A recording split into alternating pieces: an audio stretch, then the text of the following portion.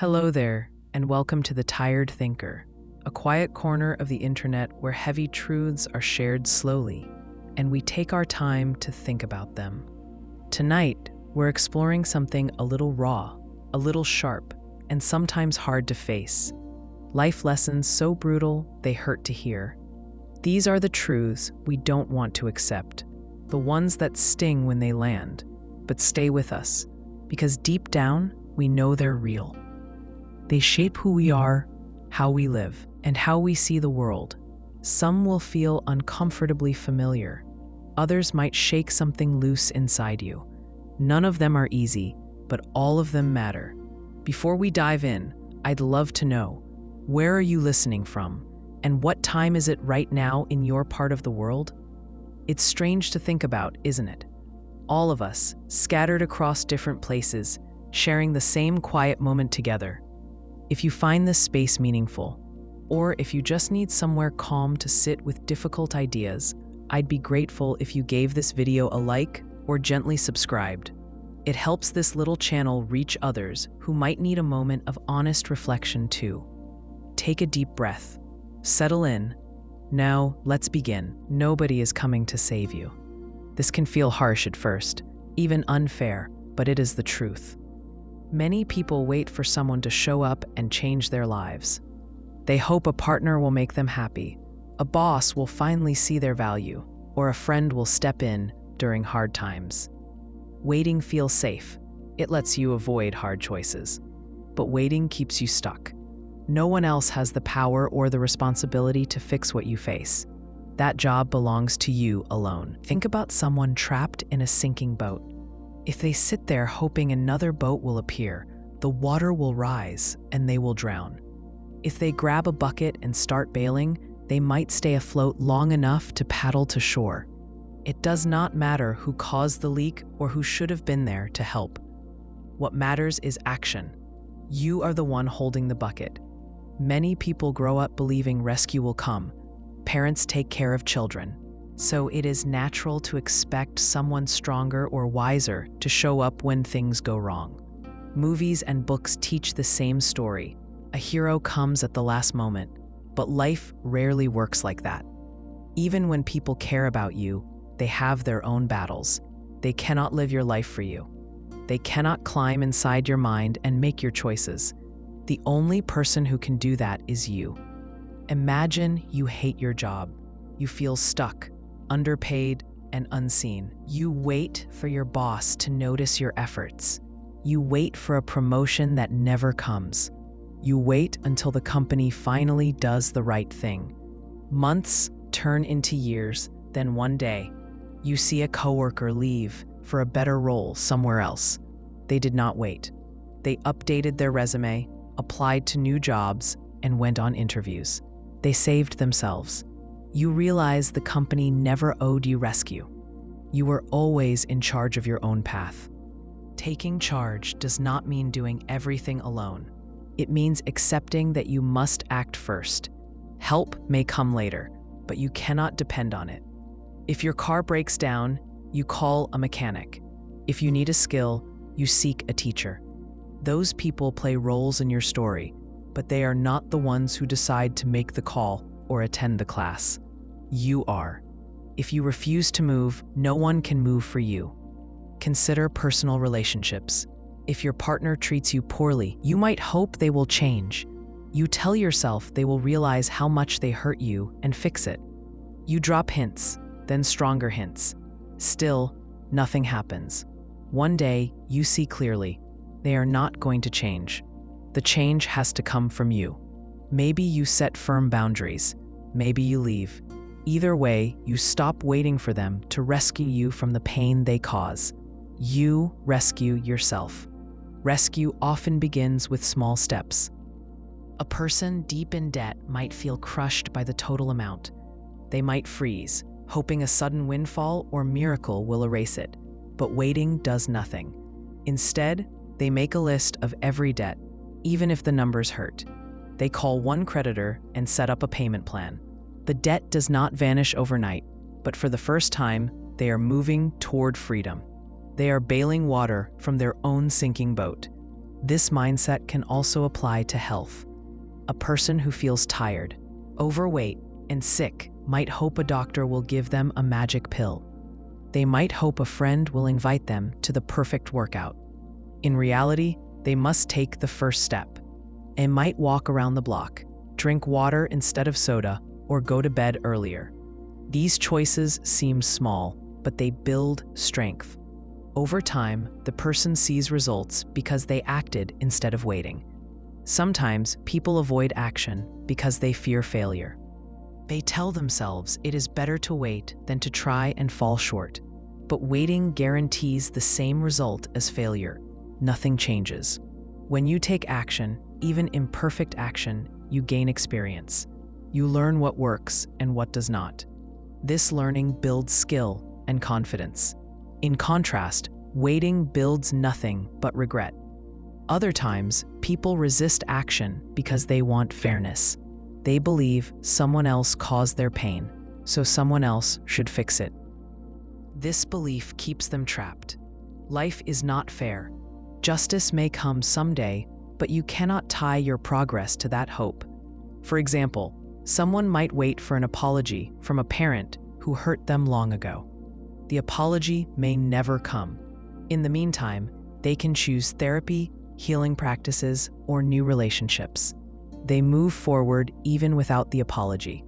They save themselves, and in doing so, they take back power. When you decide to save yourself, you may face pushback. Some people around you may prefer the old version of you, the one who waited and stayed quiet. They may accuse you of being selfish or difficult. This is normal. When you grow, you upset patterns that kept others comfortable. Stay focused on your own growth. Over time, the right people will respect your strength. Rescuing yourself does not always mean dramatic moves. Sometimes it means showing up each day and doing what needs to be done. A single parent working 2 jobs cannot quit everything to chase a dream tomorrow, but they can budget carefully, set aside $5, take a free online class, or read 1 page of a book before bed. These actions are seeds. With patience and effort, they grow into something bigger. The key is to act now, not someday. Think about how you would treat someone you love. If they were in pain, you would want them to be safe and cared for. Now, turn that same care toward yourself. No one else can do it for you. Others can help, but they cannot step inside your skin. They cannot feel your exact fears or hopes. You are the one living this life, and that makes you the only person fully equipped to rescue it. The moment you accept that no one is coming, a strange thing happens. You feel lighter. You stop waiting for permission. You stop scanning the horizon for a savior. You look at what you can control today. Maybe it is a single phone call, a single workout, or a single dollar saved. These small acts may seem insignificant, but they are proof that you are no longer a bystander. You are the one holding the bucket, the paddle, and the map. You are your own rescue team. Life isn't fair. Some people are born into wealth, while others are born into struggle.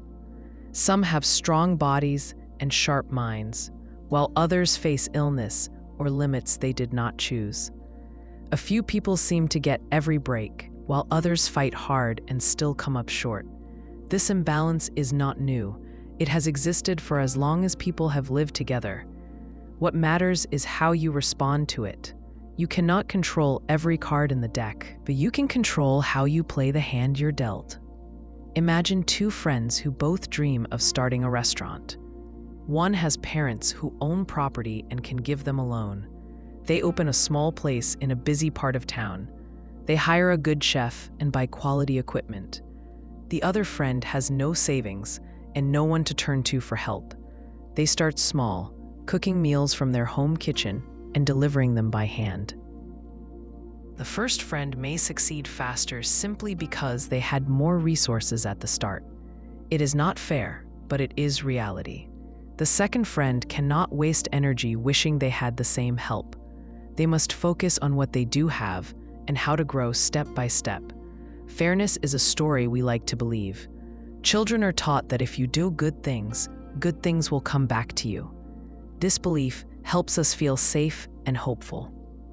It makes sense when you are young and your parents reward you for chores or good grades. But the world outside your home does not follow that same rule. Hard work does not always lead to success. Bad actions are not always punished. Some people cut corners and get ahead. Others play by the rules and are overlooked. If you expect life to always be fair, you will feel angry and betrayed every time reality proves otherwise. Think about sports. In a fair world, the best athlete would always win, but luck plays a role. A soccer player might slip on wet grass and miss a goal. A referee might make a bad call. A talented athlete might get injured just before a big game. Skill matters, but chance matters too. The same is true in school, work, and relationships. You can do everything right and still lose because something beyond your control tipped the balance. Many people waste their lives trying to make the world match their idea of fairness. They sit in jobs they hate, convinced that their boss will one day notice their effort and reward them. They stay in toxic relationships because they think their loyalty should earn love in return. They complain about how others seem to get lucky breaks. Meanwhile, time passes and nothing changes. They are so focused on how things should be that they ignore how things are. Consider a man who works in sales. He puts in long hours, treats his customers well, and always meets his goals. Another salesman in the same office barely shows up and somehow lands a huge client by chance. The company gives the lazy worker a bonus and public praise. The first man feels rage building inside. He thinks, "This isn't fair. I deserve that bonus." He spends weeks complaining to coworkers and to his family at home. In the end, nothing happens. The other salesman keeps the bonus. The angry man stays stuck in resentment, and his own performance begins to slip. His anger hurts him more than anyone else. If this man accepted that life is unfair, his response would change. He would still feel disappointed, but he would not waste energy fighting reality. He might focus on his own goals instead of comparing himself to others. He might look for a new job where pay depends on results, not luck. He might use the setback as fuel to improve his skills. By playing the hand he has, he regains control. Sometimes unfairness works in your favor. You might get an opportunity you did not fully earn. A teacher might like you and grade you more kindly than others. A job interviewer might hire you because you remind them of someone they trust. If you are honest, you will admit that luck has helped you at times. This makes it easier to accept when luck helps someone else instead. No one wins every coin toss. Accepting that life isn't fair does not mean giving up on justice. It means separating what you can influence from what you cannot. If you see an unfair system, you can choose to fight it, but you do so with clear eyes. You do not expect instant results.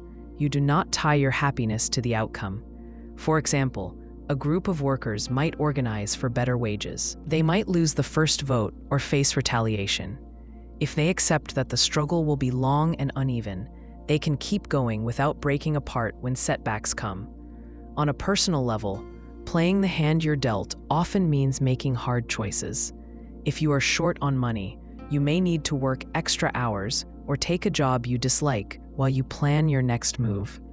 If you have a health condition, you may need to adjust your lifestyle while others can eat, drink, or sleep however they want. You might envy their freedom, but envy changes nothing. Action does. A person with diabetes who carefully tracks their food and checks their blood sugar will live better than someone who wishes they didn't have diabetes but ignores their care. Look at poker. In poker, players cannot control which cards they receive. One player might start with strong cards while another starts weak. A skilled player can still win with a weak hand by staying calm. Reading the table and betting wisely. An unskilled player can lose with strong cards by acting recklessly. Life works the same way. The hand you are given matters, but your choices matter more. Some people fold too early. Others go all in at the wrong time. A few study the game and adapt no matter what cards they hold. Imagine a young woman raised in a chaotic home. She never learned good study habits or basic money skills. She sees other people her age graduating from college, traveling, and buying homes. She feels far behind and deeply bitter. If she stays focused on the unfairness of her past, she will never move forward. If she accepts it, she can start small. She might take a single community college class while working. She might read books about budgeting. Each step is progress, even if it feels slow compared to others. Over time, she builds a life she chooses, not one she inherited. Life's unfairness can even be freeing. Once you stop expecting everything to balance out, you stop keeping score. You stop believing that every action must have an equal reaction. You stop waiting for the universe to hand out rewards and punishments. You see that your time and energy are limited, and you spend them where they matter most. The world will not always play fair, but you can still play smart. Most people don't care about your problems. They may listen when you talk, they may nod and say kind words, but deep down they are thinking about their own lives. Everyone is carrying their own load. Some loads are heavy and visible, like a sick family member or a failing business. Others are hidden, like private fears or regrets. This doesn't mean people are cold or cruel. It just means they have limited energy and attention. They cannot carry your struggles on top of their own. Imagine you are stuck in traffic and running late for work. You spill coffee on your shirt. Then your boss sends a text asking where you are. By the time you arrive, you are tense and frustrated. You want to tell someone about your rough morning. Your coworker listens for a moment, nods and says, "That's tough." Then they go back to typing. They are not being unkind. They are thinking about their own meeting, their own bills, and their own tiredness. Your bad morning is a small blip in their day. This is the reality for most of your problems. Even the people closest to you, like friends and family, can only engage for a while before they return to their own worries. A friend might listen to you talk about your breakup for a week, but if you bring it up every time you see them for 6 months, they will grow quiet or change the subject. It's not because they don't care about you as a person. It's because they have limits. They also have relationships, jobs, and emotions to manage. Many people make the mistake of expecting others to feel their pain at the same level. They believe that sharing enough details or talking long enough will make others fully understand. When that doesn't happen, they feel hurt and abandoned. The truth is, no one else can ever live inside your exact experience. They can sympathize, but they cannot truly carry it with you. This is why solving your own problems is essential. Consider a man who loses his job. At first, his friends check in. They ask how the search is going and send him job listings. A month later, they talk about their own lives again. The man feels angry. He thinks, they don't care that I'm struggling. But the truth is, they came passing, not constantly. If he keeps waiting for them to keep him motivated, he will sink. If he instead takes control, updating his resume, applying daily, learning new skills, he moves forward. His friends may cheer from the sidelines, but they are not the ones doing the work. This dynamic appears in relationships too. Imagine a couple where one partner always complains about stress. At first, the other partner listens and comforts them. Over time, the constant complaints wear them down. They start to tune out or avoid conversation. They still love their partner, but they are tired of hearing the same problem without seeing action. This is common. People can listen for a while, but they want to see you taking steps to help yourself. There is a difference between talking and solving. Talking feels good in the moment.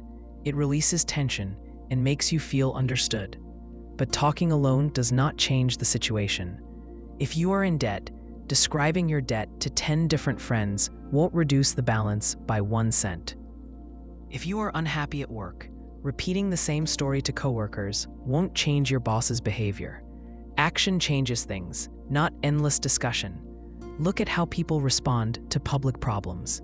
A tragic story may go viral online, Thousands of strangers will post comments about how sad it is. They may even donate a small amount of money or share the link. But within days, they move on. Their own lives take center stage again. This shows the limit of human attention. People can care briefly and deeply, but they cannot stay invested forever. This same pattern happens on a smaller scale in personal relationships. Some people expect others to rescue them. They wait for someone to notice their struggle and offer a solution. This is a dangerous habit. It puts your future in the hands of people who are already focused elsewhere. Think about someone drowning in a crowded pool. They shout for help. A few people glance over. Most are swimming, laughing, or looking at their phones. The drowning person can hope someone jumps in, or they can start kicking and paddling toward safety. Even if help comes later, their own effort gives them the best chance of survival. This doesn't mean you should isolate yourself or never ask for help. Asking for help is part of being human, but there is a difference between seeking help and depending on it. You can ask a friend for advice on budgeting, but you are still the one who must cut spending and pay down debt. You can see a therapist about your anxiety, but you are the one who must practice coping techniques between sessions. Others can guide you, but they cannot carry you. Think of it like fixing a broken roof. A neighbor might lend you a ladder or hold the tools. They might even help hammer a few nails. But if you stand on the ground waiting for someone to repair the whole roof while you watch, you will live under leaks forever. The house is yours. The responsibility is yours. Sometimes people talk about their problems because they want validation more than solutions. They want to hear, "You're right. That was unfair." Validation feels good, but it can trap you if you rely on it. If you always need someone else to tell you your feelings are valid, you will stay stuck whenever no one offers that response. Strength comes from validating yourself and then taking steps forward, even when no one is watching. Imagine a student who fails a test. They call 3 friends to vent.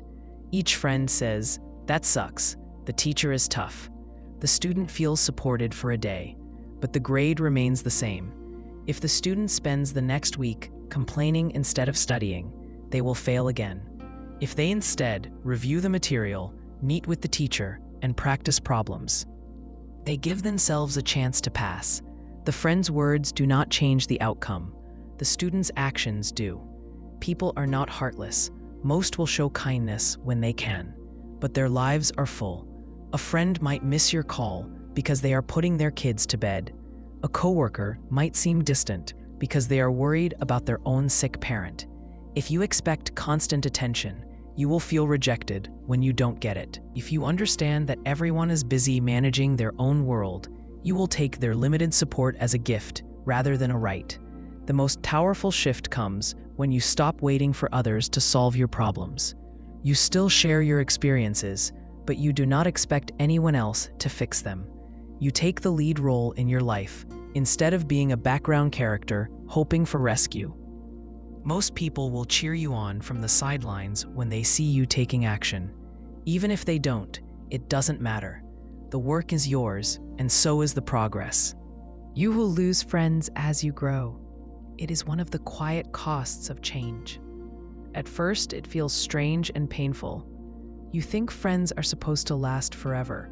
You assume that the people who knew you in one stage of life will stay with you through every stage, but growth creates distance. It shifts your values, habits, and priorities. Not everyone will like the new version of you. Some will resist it. Some will resent it. Others will simply drift away without conflict or drama. Imagine 2 friends who meet in high school. They bond over video games, staying up late and skipping homework together. Years later, one friend decides to focus on health and studies. They start going to the gym early, eating better, and planning for college. The other friend keeps the same old habits. When they hang out, there's tension. The first friend wants to talk about goals. The second wants to talk about the latest game release. Neither one is wrong, but their worlds no longer match. Slowly, texts go unanswered. Invitations stop coming. the friendship fades. Growth often exposes differences that were always there. When you stay the same, those differences stay hidden. But when you make new choices, they rise to the surface. You might decide to quit drinking while your group of friends still parties every weekend. At first, they might tease you or encourage you to join in.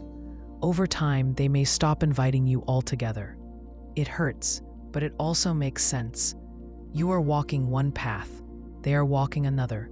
Some friends will actively resist your growth. They may see it as a threat. If you start saving money, eating well, or working on your career, they might feel judged, even if you never say a word. Your actions remind them of the choices they are not making. Instead of facing their discomfort, they turn it on you. They might call you boring or arrogant. They might say, "You've changed," as if that's a bad thing. In truth, you have changed. That's the point of growth. Consider a young woman who decides to go back to school. She cuts back on nights out so she can study. Her friends accuse her of being distant. They say she thinks she's better than them. They laugh when she talks about her dreams. One by one, they stop answering her calls. At first, she feels guilty and lonely. She wonders if she should quit school to keep the group together. Then she realizes they are not interested in supporting her progress. They are comfortable with her old self, not her new one. It is tempting to shrink yourself to keep friends.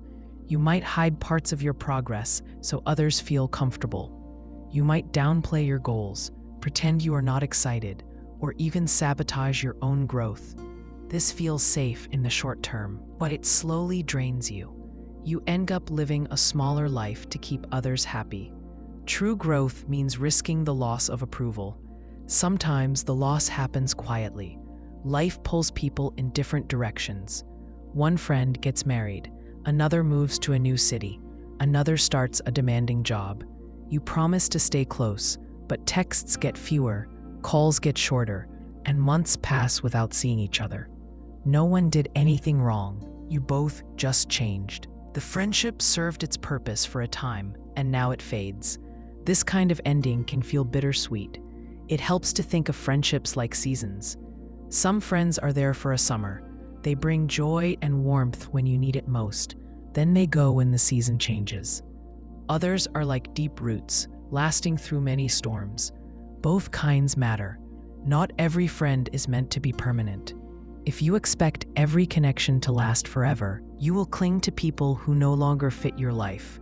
Losing friends can also reveal who truly supports you. When you make a big change, watch who cheers you on and who pulls away. A true friend will celebrate your progress, even if it highlights their own struggles. A false friend will try to hold you back so they don't have to face their discomfort. This difference becomes clear over time. Imagine someone who decides to quit drinking. At first, their party friends mock them. "Come on, just one drink," they say. When the person refuses, some friends get angry or distant. A few friends, however, respect the choice. They invite them to coffee instead of bars. They check in to see how they are doing. The person realizes which friendships are real. The loss of the others, though painful, clears space for better relationships. Growth also changes how much time and energy you have. When you start a new job, raise a child, or build a business, you have less free time. You may not be able to spend hours hanging out like before. Some friends will understand this. Others will take it personally.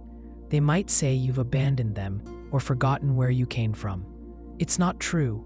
You are just investing your energy differently. It's natural to grieve when a friendship ends. Memories don't vanish. You might think about the inside jokes, the late-night talks, or the shared milestones. Missing those moments doesn't mean you made the wrong choice. It just means that the connection mattered. Growth often involves letting go of good things to make space for better ones.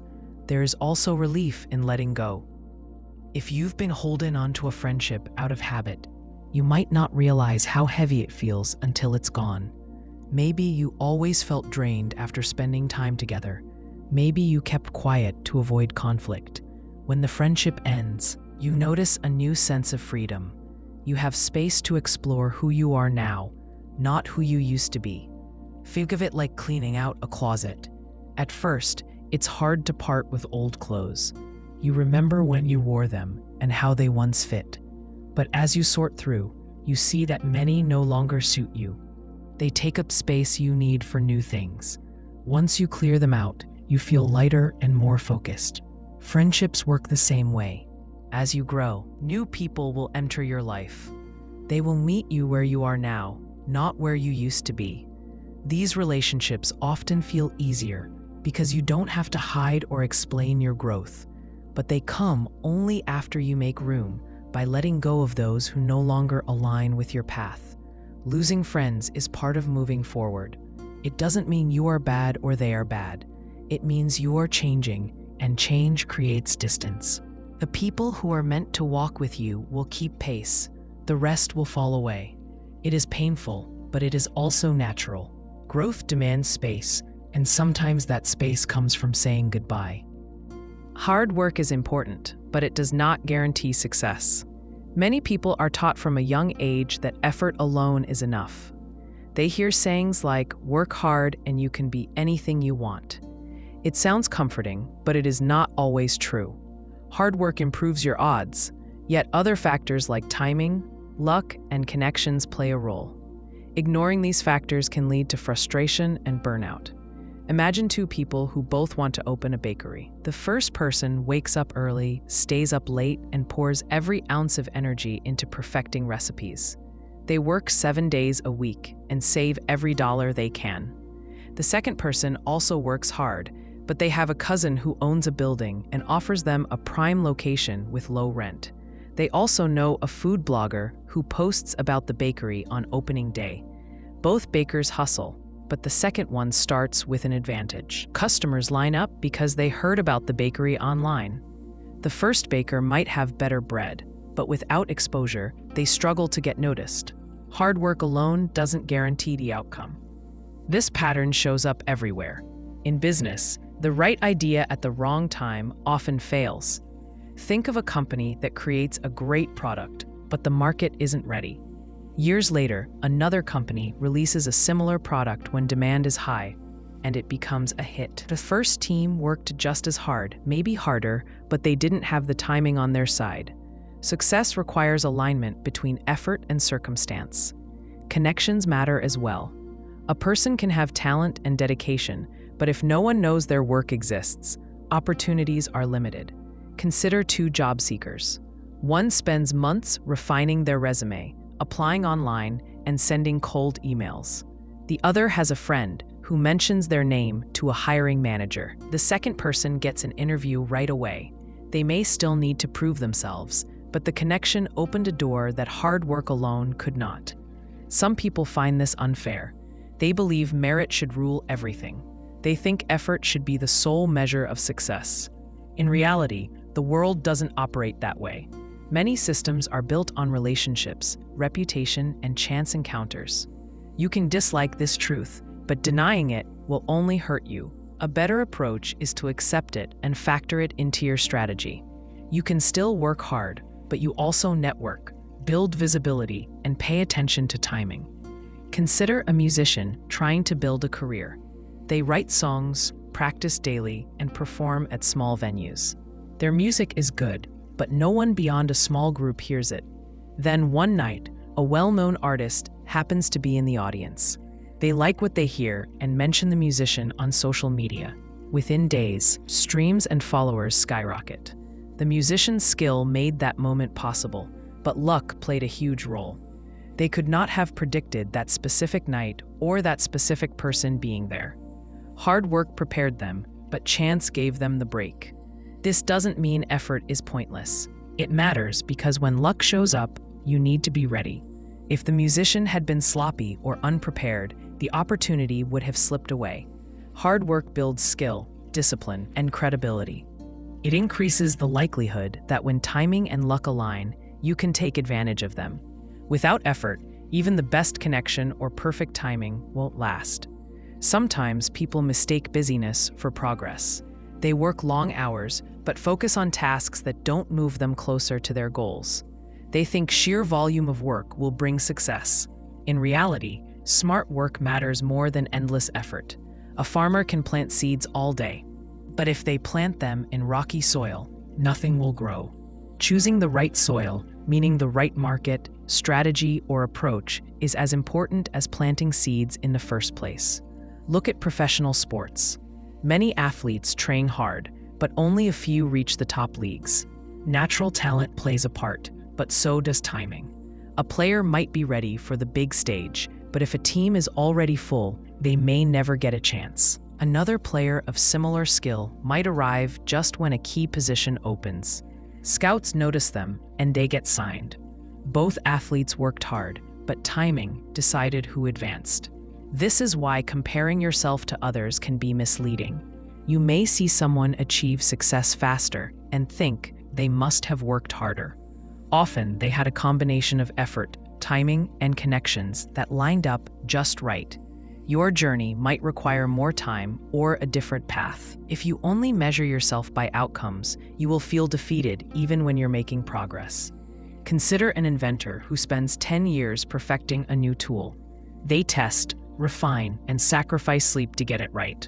Finally, they release it. A few months later, a larger company launches a similar product with more marketing power. The inventor's sales drop. It's easy to think the larger company won because they worked harder, but that isn't true. They simply had more resources and reach. The inventor still did meaningful work, but external forces shaped the result. Even personal goals follow this pattern. Someone might train for a marathon, stick to a strict diet, and push their limits. On race day, they twist an ankle halfway through. Despite months of preparation, they cannot finish. Another runner with less training crosses the line first. The first runner didn't fail because they lacked effort. They faced bad luck at the wrong moment. This can happen in careers, relationships, and finances too. Understanding these realities helps you plan better. You focus on what you can control: your effort, your skills, and your mindset. At the same time, you stay aware of factors beyond your control. You don't rely on them, but you look for signs and adapt. If a trend is rising, you position yourself to ride it. If a door opens through a connection, you step through it. Hard work remains your foundation, but you stay flexible to catch breaks when they come. Some people feel bitter when they see others succeed with less effort. They think, why bother if it's all luck and connections? That mindset is a trap. Hard work may not guarantee success, but it guarantees growth. It builds competence and character. It gives you a sense of pride that no one can take away. Even if outside factors slow you down, the skills you gain are permanent. The most resilient people combine steady effort with awareness. They keep working, but they also network, watch trends, and seize chances. They don't expect fairness, and they don't waste energy complaining about what others have. Instead, they focus on being ready when their moment comes. Success is never fully in your control, but preparation gives you the best shot at it. Hard work alone is not enough, but without it, nothing else matters. Love alone isn't enough to make a relationship last. It feels like it should be. Movies, books, and songs all tell the same story. If two people love each other, they can overcome anything. This idea is comforting, but it is not realistic. Love is powerful, but it is only one piece of what keeps two people together.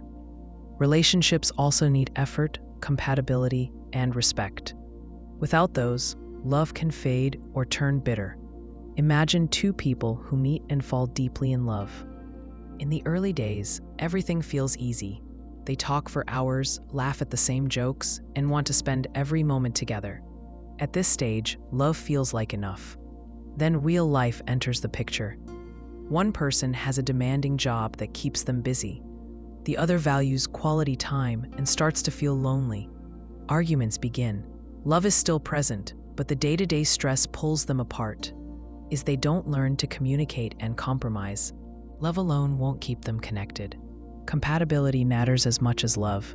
Two people can care deeply for each other, but have completely different visions for their future. One might want children, while the other never does.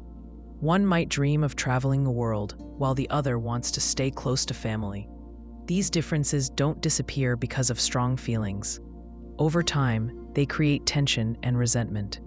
Even if both people love each other, they may need to part ways because their paths don't align. Consider a couple where one person thrives on routine and order, while the other loves spontaneity and risk. At first, these traits seem exciting. The structured person admires their partner's free spirit. The adventurous person admires their partner's stability. But over time, what was once charming becomes frustrating. The planner feels stressed by constant surprises. The free spirit feels trapped by rules. Love remains, but without compatibility and compromise, the relationship suffers. Effort is another essential piece. Love at the beginning feels effortless. You naturally want to impress the other person. Over time, comfort sets in. Life gets busy. It becomes easy to take each other for granted. A strong relationship requires consistent work. This doesn't mean grand gestures every day. It means showing up, listening, and making time for each other even when you're tired or distracted. Without effort, even deep love can wither. Think of a garden. Love is like planting seeds. Effort is the daily care, watering, weeding, and protecting the plants from pests. If you only plant seeds but never tend them, the garden dies. Many relationships fail because people assume love will take care of everything. They stop investing energy, and by the time they notice, the bond has weakened. Respect is equally important. Love without respect can turn destructive. You can love someone and still speak to them harshly, dismiss their feelings, or cross their boundaries. Over time, this erodes trust. A relationship without respect becomes painful, no matter how much love remains. Respect shows through actions, listening without interrupting, keeping promises, and treating your partner's needs as important as your own. Imagine a couple where one person constantly belittles the other during arguments. Afterward, they apologize and say, "I only said that because I love you and I was upset." The words may be sincere, but if the behavior continues, love is not enough. The hurt builds, and eventually, the relationship breaks under the weight of repeated disrespect. Relationships also face external pressures. Finances, careers, health issues, and family conflicts all create stress. Love provides comfort during hard times, but it doesn't solve practical problems. Two people might love each other deeply, but fight constantly over money. If they can't agree on spending and saving, the conflict will keep returning. Without teamwork and planning, the relationship becomes a cycle of stress and blame. Consider a young couple in love who decide to live together. They assume their strong feelings will carry them through any challenge. But soon, they realize they have very different habits. One person is messy, the other neat. One likes late-night parties, the other prefers quiet evenings. At first, they laugh about their differences. Over time, frustration grows. Without open communication and mutual respect, these daily conflicts overshadow their love. Sometimes, two people are simply at different stages of growth. One person may be ready to settle down, while the other still wants to explore and figure out who they are. Love does not erase this mismatch. If one person pushes for commitment before the other is ready, resentment builds. The relationship might end even though both people still have strong feelings. There are also situations where love exists alongside harm. A person may love their partner but also feel controlled, manipulated, or unsafe. They might stay because they believe love will fix the problem. In reality, love alone cannot change abusive behavior. Change requires accountability and action from both people. Staying only because of love can keep someone trapped in a painful situation. Think about two friends who become romantic partners. Their friendship gives them a strong foundation, and they care deeply for each other. Over time, one person starts to dominate decisions, where they live, what they do on weekends, even who they spend time with. The other person feels unheard but stays silent to keep the peace. They think, "They love me, so they must know what's best." Eventually, the silence turns into resentment.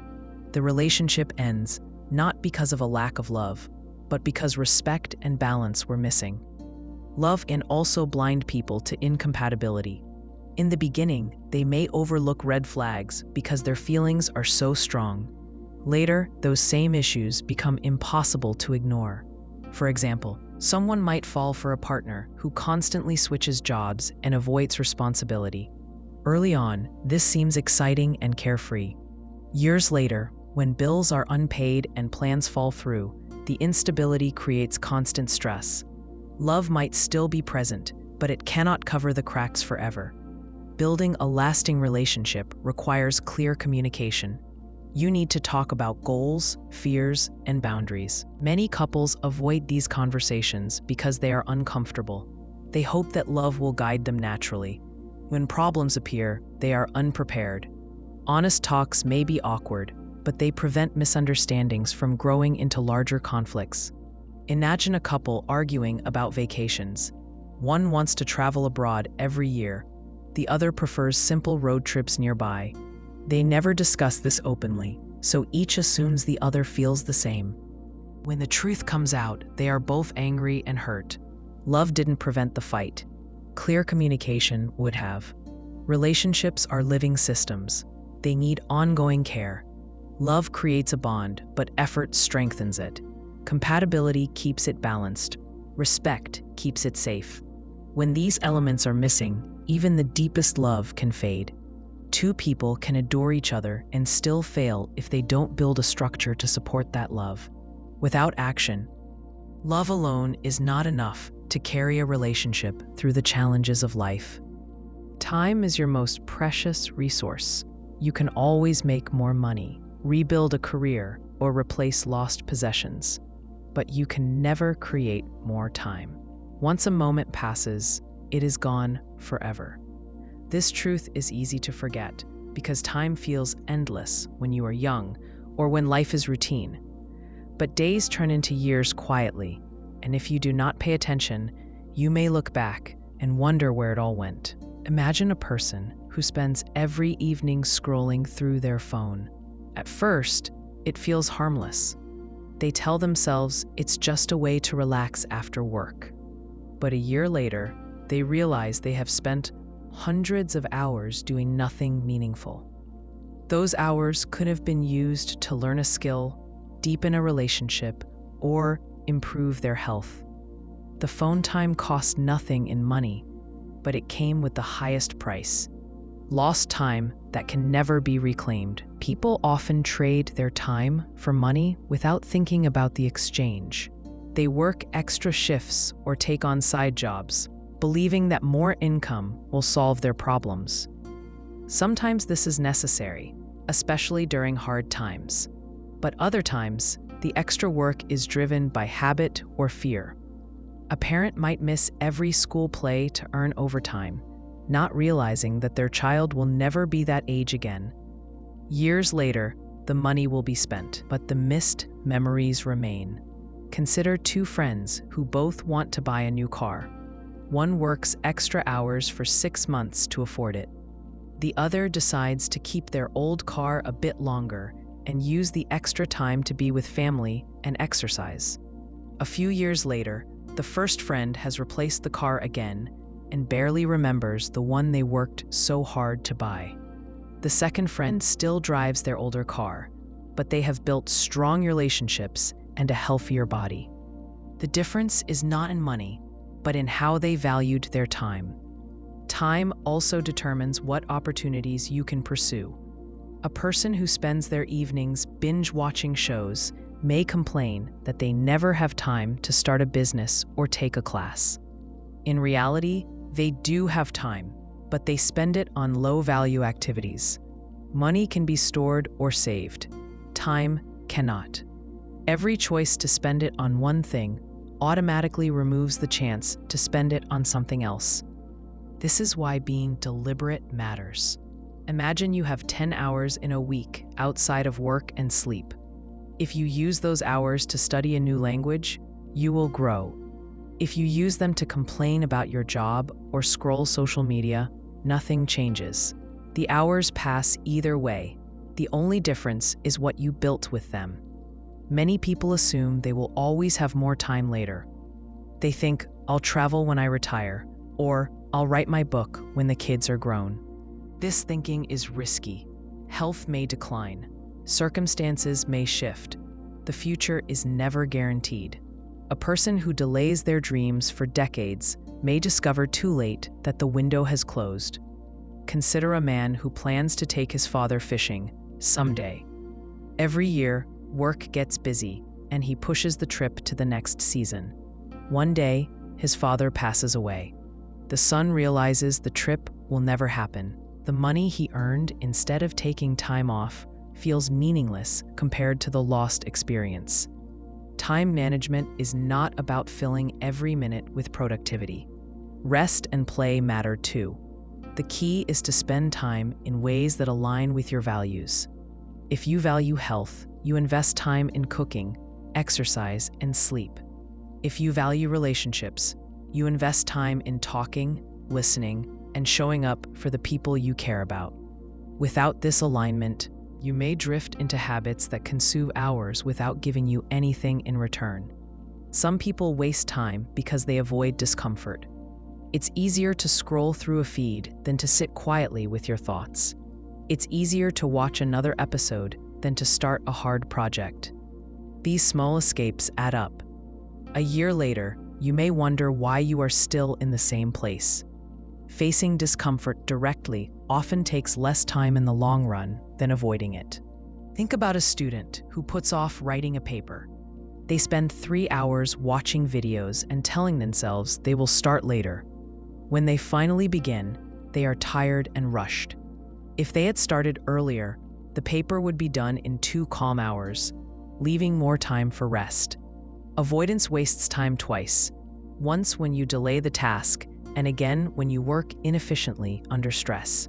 Time also affects relationships. People often assume their loved ones will always be there. They put off visits, calls, or important conversations. Then something changes. Someone moves, gets sick, or passes away. The missed moments can never be recovered. A 5-minute call today may seem small, but over years, those calls create a bond that money cannot buy. Consider 2 siblings. One calls their mother every week, even when busy. The other plans to call when things settle down. After several years, the second sibling has missed countless conversations. The relationship feels distant, not because of a lack of love, but because of how time was spent. In careers, how you spend time shapes your path. 2 coworkers may both work 40 hours a week, but one uses extra time to learn new skills and build connections. The other spends the same hours venting about problems without taking action. A few years later, the first coworker advances while the second stays stuck. Both put in the same quantity of hours, but the quality of those hours differed. This is why it helps to think of time like a budget. Each day, you have a set amount of minutes. You can spend them wisely or waste them. Unlike money, there are no refunds. Once the day ends, those minutes are gone. Planning your time doesn't mean rigid schedules or constant busyness.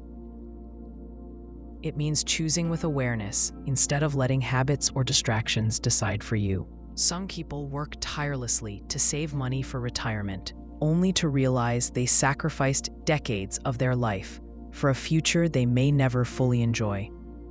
Others live recklessly in the present and ignore the future entirely. Balance comes from valuing both. You need to prepare for tomorrow, but not at the expense of today. Imagine a couple who spends every weekend working extra jobs to build savings. They never take trips or enjoy simple pleasures. When they finally retire, they are too tired to travel. Their health prevents them from doing the things they planned. Meanwhile, another couple spends every dollar as soon as it comes in, leaving nothing for emergencies. Both extremes create regret. The key is to protect your time now while preparing for later. Time is invisible, which makes it easy to ignore. But its effects are visible in your body, relationships, and achievements. The way you spend your hours shapes the life you live. Money can be lost and gained many times over. Time moves in one direction. Every day is a choice. Spend it on distractions or on what truly matters. Comfort zones destroy dreams. They feel safe, predictable, and warm, like a soft blanket on a cold night. It's easy to stay in that space because nothing challenges you there. You know what to expect, and you rarely face risk. The problem is that growth does not happen inside comfort. It happens at the edges, where you feel uncertain and exposed. If you always choose safety, you never push yourself to discover what you're capable of. Imagine someone who wants to run a marathon. They love the idea of crossing the finish line, but they hate discomfort. They go for short, easy jogs a few times a week, never pushing past what feels pleasant. Months pass, and they make no progress. On race day, they are unprepared. Their dream fades, not because they lack desire, but because they never left their comfort zone. Many people live their whole lives this way. They talk about wanting change, but their actions keep them exactly where they are. They stay in jobs they dislike because the paycheck feels secure. They stay in relationships that no longer fit because they fear loneliness. They keep the same habits and routines, even when those habits hold them back. Over time, the walls of their comfort zone become invisible. They mistake familiarity for happiness. Growth feels uncomfortable because it forces you to confront the unknown. The first day at a new job, the first time speaking in public, the first attempt at learning a skill, all of these moments bring anxiety. Your mind tries to protect you by telling you to step back into safety. It whispers, "You don't have to do this. Stay where you know the rules." If you listen to that voice too often, your world shrinks. Consider a man who has a natural talent for art. He dreams of selling his work, but he fears rejection. Instead of sharing his paintings, he keeps them hidden in his closet. He tells himself he will show them when they are good enough. Years pass, and he never takes the leap. His comfort zone keeps him safe from criticism, but it also keeps him invisible. His dream dies quietly, not because he lacked skill, but because he never faced discomfort. Comfort zones also create false stability. A job might feel secure today, but industries change. A relationship might feel stable, but people grow in different directions. When you avoid challenge, you don't build resilience. Then, when life forces you into discomfort, like a sudden layoff or breakup, you are unprepared. You face the unknown with no practice, and fear overwhelms you. Think about exercise. If you lift the same weight every time, your muscles stop growing. At first, the weight felt heavy and uncomfortable. Over time, it becomes easy. If you never add more weight, your strength plateaus. The same rule applies to personal growth. The challenges that feel hard today become your new normal tomorrow. But you must keep adding resistance to keep growing. Some people confuse comfort with happiness. They believe that avoiding discomfort means they are living well. In reality, long-term comfort often turns into boredom or regret. A life without challenge may feel smooth in the moment, but it leaves you restless. Deep down, you know you are capable of more. That quiet dissatisfaction grows louder with time. Imagine a woman who stays at the same company for 20 years. The job is fine. The pay is steady. The work is easy. She feels no excitement, but she feels no fear either. Then one day, she realizes she has spent 2 decades on autopilot. The dreams she once had are gone. She traded growth for comfort, and now she wonders what could have been. Stepping outside your comfort zone doesn't mean making reckless choices. It means taking calculated risks that stretch you without breaking you. It might be speaking up in a meeting, applying for a role you're not sure you'll get, or learning a skill that feels foreign. These steps feel awkward at first, but they build confidence. Over time, what once terrified you becomes routine. Consider a young man terrified of public speaking. In college, he avoids every class that requires presentations. After graduation, he realizes this fear limits his career options. He decides to face it. He joins a local speaking group, even though his hands shake during the first session. He keeps showing up. Months later, he gives a talk at work and receives praise. His comfort zone has expanded, and with it, his opportunities. Your comfort zone will always tempt you to return. After a challenge, you may feel tired and want to retreat. This is normal. Rest matters, but don't mistake rest for permanent retreat. Growth happens through cycles of stress and recovery. You push yourself, then regroup, then push again. If you only ever rest, you stagnate. Comfort zones are also shaped by the people around you.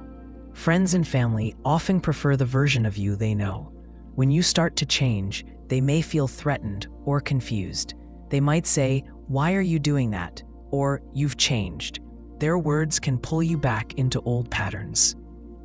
If you want to grow, you must accept that some people will not join you outside your comfort zone.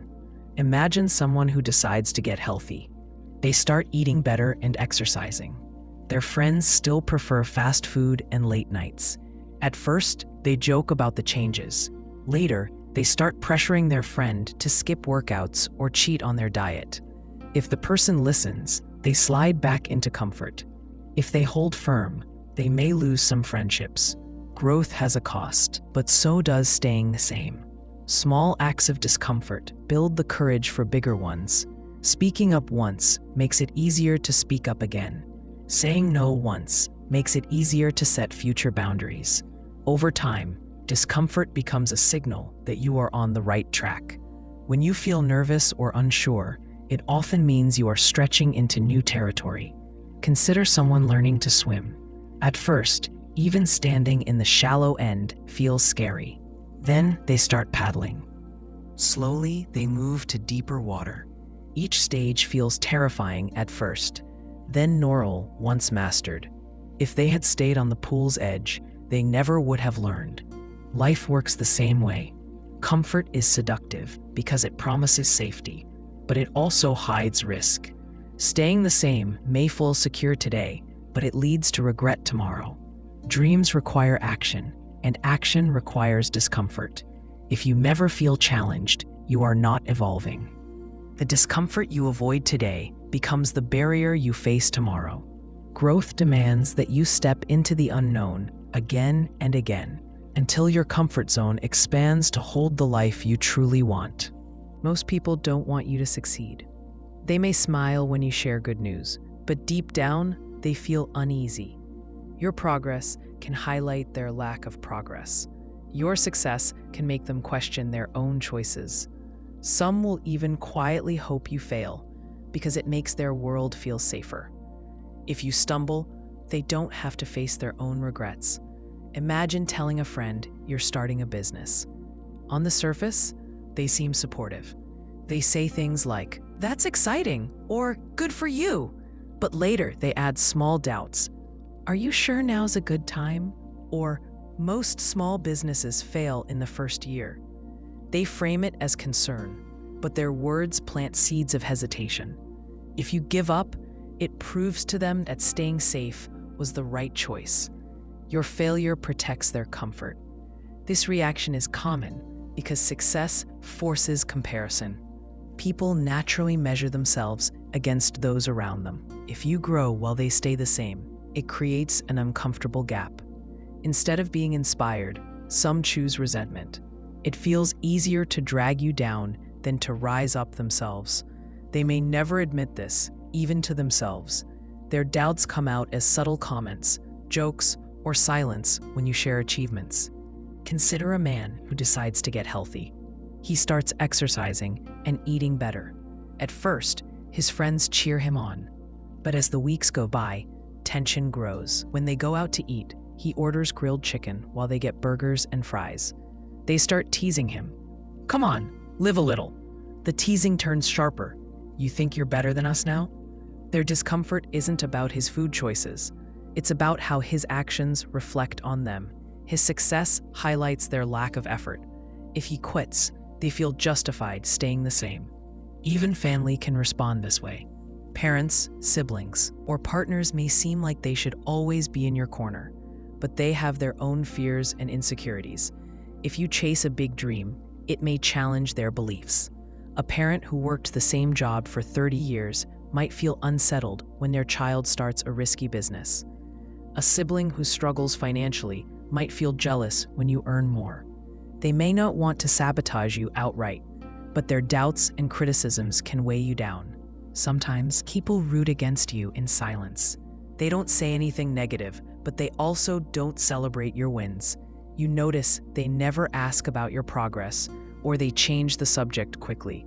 This lack of support speaks volumes. It shows they are not invested in your growth. If you fail, they may feel a secret sense of relief. They never have to confront why your success made them uncomfortable. Consider two coworkers who start at the same company. One of them begins taking extra courses, staying late to learn new skills, and applying for promotions. The other sticks to the basics and avoids extra effort. When the first coworker gets promoted, the second feels exposed. Instead of being inspired, they feel angry. They start spreading rumors about how the promotion was luck or favoritism. If the first person stumbles in their new role, the second will quietly celebrate. Their reaction isn't about fairness. It's about avoiding their own self-reflection. It's important to understand that not everyone who doubts you is malicious. Sometimes, people project their fears onto you. If they failed at something once, they may assume you will fail too. Their warnings come from their own experiences, not your reality. A friend who dropped out of college might discourage you from going back to school because they can't imagine it working out. Their advice reflects their past, not your future. Knowing that some people don't want you to succeed helps you manage expectations. You stop looking for universal support. You recognize that applause may be limited, and that's okay. Success is your responsibility, not theirs. When you understand this, you become less dependent on external validation. You don't need everyone to cheer for you to keep moving forward. Imagine a young woman who starts a side business while working full-time. At first, she tells friends about her plans. Some are excited, but others act indifferent. A few make jokes about her wasting her time. Instead of quitting, she keeps working quietly.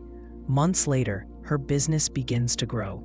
The same people who doubted her now ask how she did it. By staying focused, she proved their doubts irrelevant. This is why it's often wise to keep your goals private until they are solid. When you share early ideas, you invite opinions you may not be ready to handle. Some people will offer genuine help, but others will inject fear or jealousy. Protecting your vision means sharing it only with those who have earned your trust. Even when people do support you, their support has limits. Everyone is the main character of their own story. Your success matters to you far more than it matters to them. They may clap for a moment, then return to thinking about their own lives.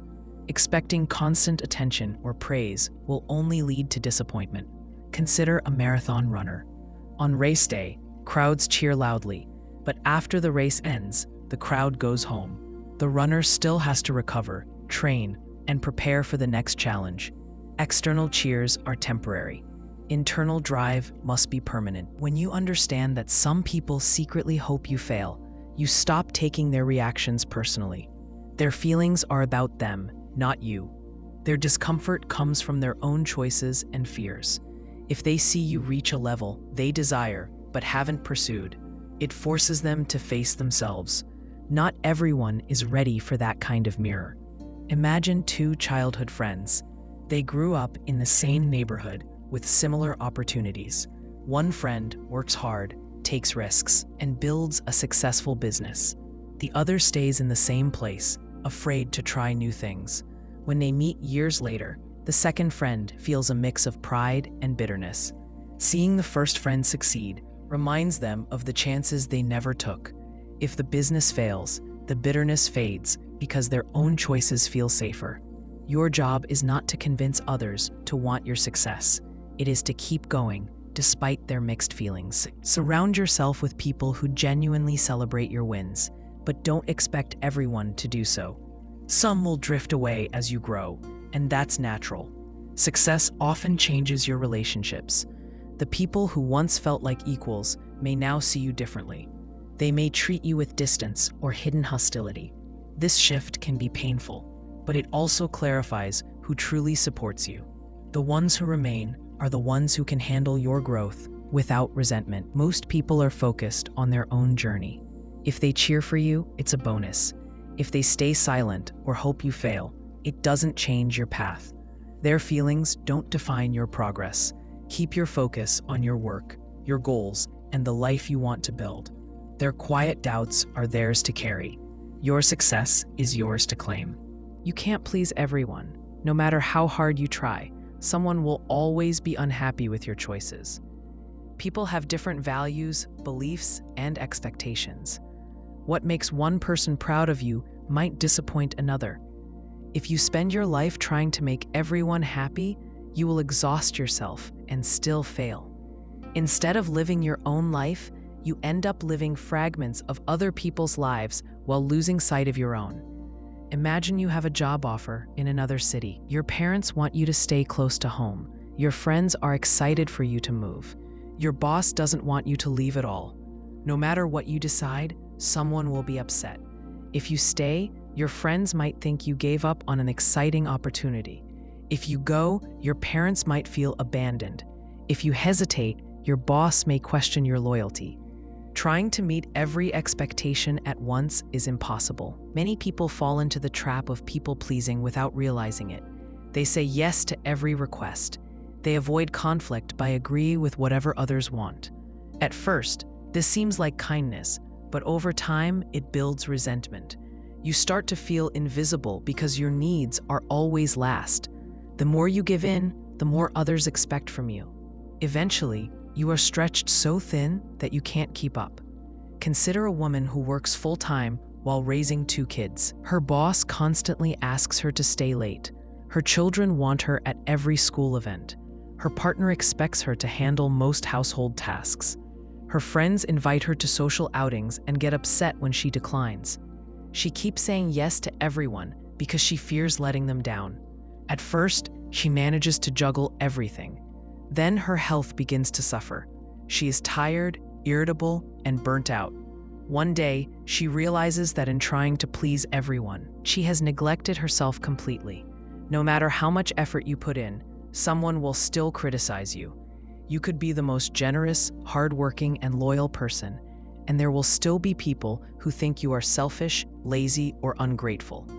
This is because people view you through their own lens. Their judgments are shaped by their experiences, beliefs, and insecurities. You cannot control that. Imagine a man who chooses to quit a high-paying job to start a nonprofit. Some people admire his courage. Others call him foolish for walking away from money. If his nonprofit succeeds, some will celebrate, while others will envy him or accuse him of being lucky. The same action creates different reactions depending on who is watching. If he bases his decisions on pleasing everyone, he will never move forward. Trying to please everyone often leads to dishonesty. You start telling different versions of yourself to different people. You agree with one person's opinion, then nod at the opposite view with someone else. You hide parts of your life to avoid conflict. Over time, this double life becomes exhausting. You lose track of what you truly believe because you are too busy managing others' perceptions. Consider a young woman dating someone her friends don't like. Around her partner, she acts one way. Around her friends, she pretends the relationship is casual so they won't judge her. She spends more energy maintaining the illusion than actually living her relationship. Eventually, the stress of keeping everyone satisfied becomes unbearable. She realizes she has been living for their approval instead of her own happiness. Choosing not to please everyone does not mean being cruel or careless. It means accepting that disappointment is part of life. Sometimes you will have to say no. Sometimes you will have to make decisions others don't understand. This can feel uncomfortable, especially if you are used to seeking approval. But discomfort is temporary, while resentment from betraying yourself lasts much longer. Boundaries are essential. Without them, you become a doormat for others' expectations. A boundary might be as simple as saying, "I can't help with that project right now," or "I need this weekend to rest." Some people will respect your limits. Others will push back. Their reaction is not your responsibility. Your responsibility is to protect your time and energy so you can show up fully where it matters most. Imagine a friend who constantly asks for favors. At first, you help eagerly. Then the requests grow larger and more frequent. You feel drained, but keep saying yes to avoid conflict. Finally, you set a boundary. You explain that you can no longer help with certain tasks. The friend may react with anger or guilt tripping. If you cave, the cycle continues. If you hold firm, the friendship either adjusts or fades. In both outcomes, you regain control of your life. Trying to please everyone also delays important decisions. You might wait endlessly, hoping for universal approval that never comes. This keeps you stuck in limbo. A person who wants to start a business might spend years seeking validation. They ask friends, family, and coworkers for opinions. Each group gives different advice. Overwhelmed, they do nothing. Meanwhile, someone else takes action and succeeds, not because they had perfect support, but because they acted despite mixed reactions. It's natural to care about how others feel. Humans are social creatures. Relationships thrive on cooperation and understanding. But caring is different from controlling. You can be kind and considerate without bending yourself to fit everyone's desires. Healthy relationships involve mutual respect. If someone only values you when you meet their exact expectations, that relationship is conditional and fragile. Consider a family where one child chooses a career path the parents dislike. The parents may express disappointment. If the child changes their path to please them, they may later feel regret and blame their parents for their unhappiness. If they stay true to themselves, the parents may be upset at first, but eventually accept it. Even if they never fully approve, the child knows they are living their own life rather than a borrowed one. People-pleasing often stems from fear. Fear of rejection, conflict, or being seen as selfish. But saying yes when you want to say no does not prevent rejection. It only delays it. Over time, your true feelings will surface, often in ways that damage relationships more than honest communication would have. Imagine an employee who agrees to every extra task their boss assigns. At first, the boss is pleased. Over time, the workload becomes overwhelming. The employee grows resentful and begins to perform poorly. Eventually, they either quit abruptly or explode in anger. The boss feels blindsided. If the employee had set clear limits early on, both sides could have worked together more effectively. When you stop trying to please everyone, you gain clarity. You can focus on what truly matters to you. This may mean making hard choices. It may mean accepting that some people will misunderstand or dislike you. But it also means living honestly. Your energy goes toward the relationships and goals that align with your values instead of being scattered across endless obligations. Imagine holding a glass of water. At first, it feels light, but if you hold it for hours, your arm aches. People-pleasing works the same way. A single request is manageable. Constantly carrying everyone's expectations becomes unbearable. Setting the glass down doesn't mean you don't care about the water. It means you care about your own strength too. You cannot control how others feel about your decisions.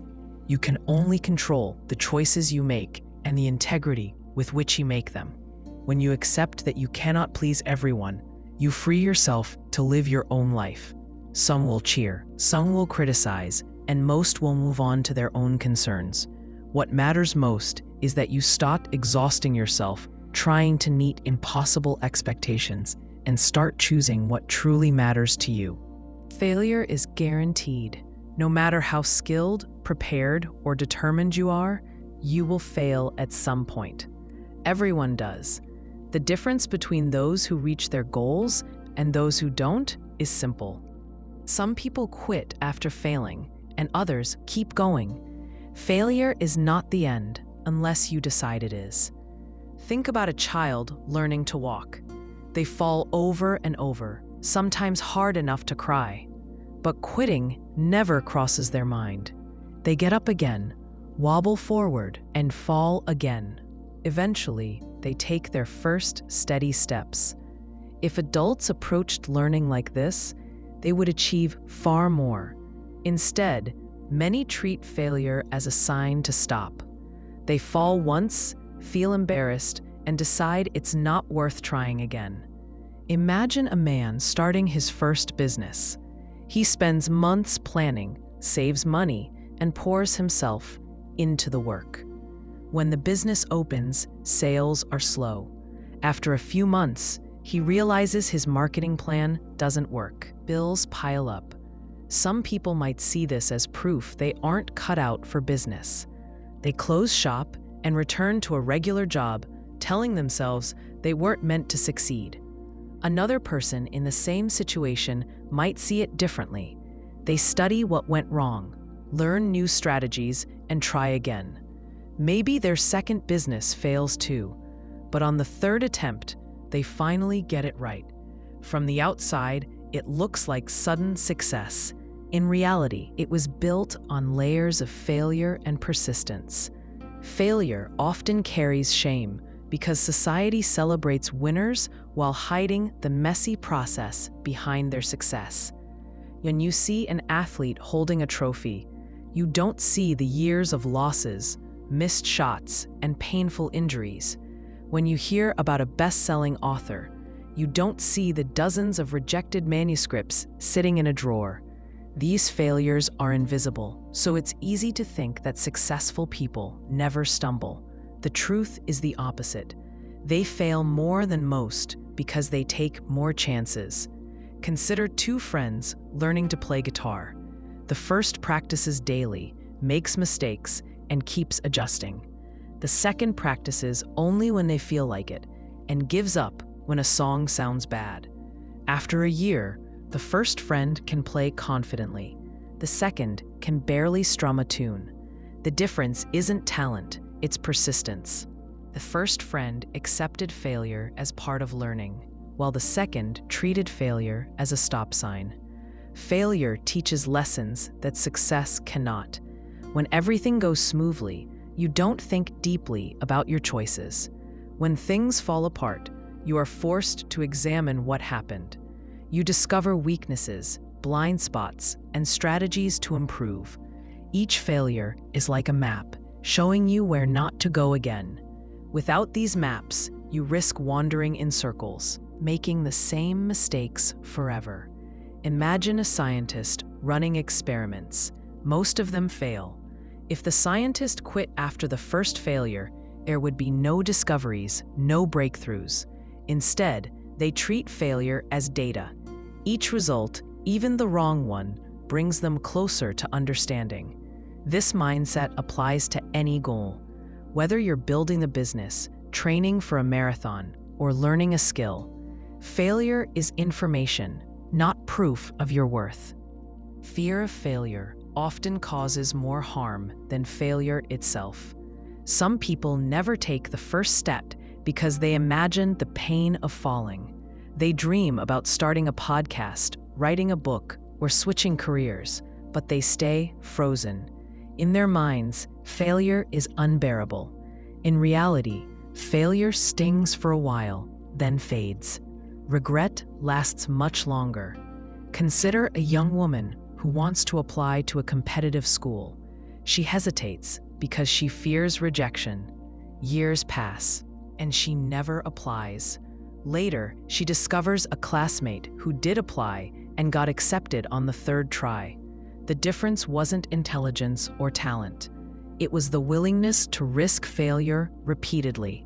The young woman realizes her fear cost her a dream she never even attempted. Quitting is always an option, and that's what makes persistence powerful. You can stop at any moment. You can decide the discomfort isn't worth it. This freedom gives you control. But it also tempts you to give up too soon. Many people quit right before a breakthrough. They endure the hardest part of the journey, then walk away because they assume success is still far away. Imagine a miner digging for gold. They dig for weeks, hitting only dirt and rocks. Tired and discouraged, they give up and leave.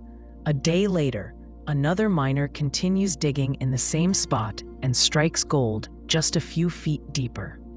The first miner didn't fail because there was no gold. They failed because they stopped too soon. Sometimes quitting is the right choice. If a goal no longer aligns with your values or the cost is too high, walking away can be wise. The key is knowing whether you are quitting out of clarity or fear. Clarity feels calm and decisive. Fear feels rushed and panicked. If you quit simply to escape discomfort, you deny yourself the growth that comes from enduring hard moments. Failure also humbles you. It strips away illusions and ego. A person who succeeds on the first try often believes they are naturally gifted.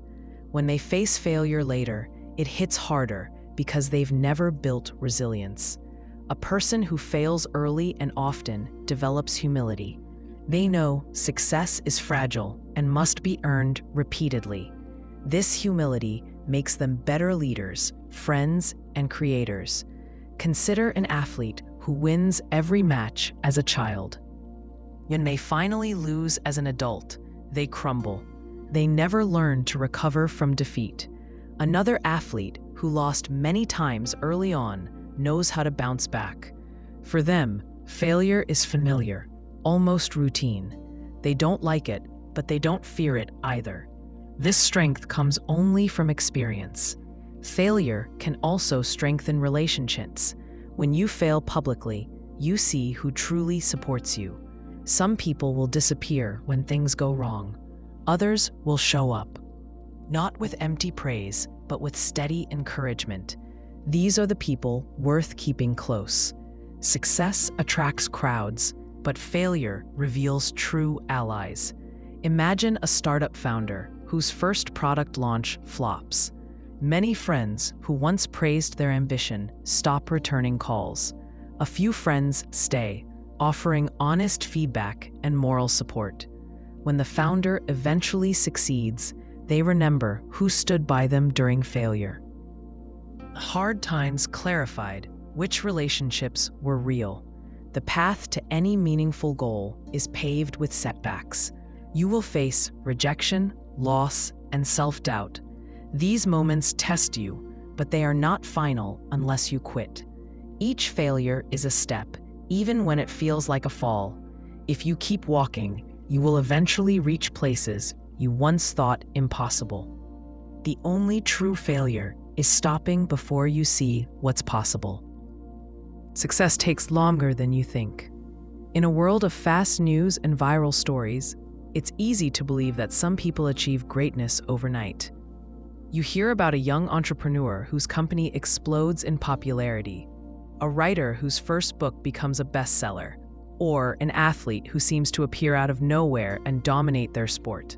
These stories make success look sudden and effortless. The truth is different. Behind every instant win are years of quiet work that no one sees. Imagine a musician who seems to rise to fame overnight. One day, their song is everywhere.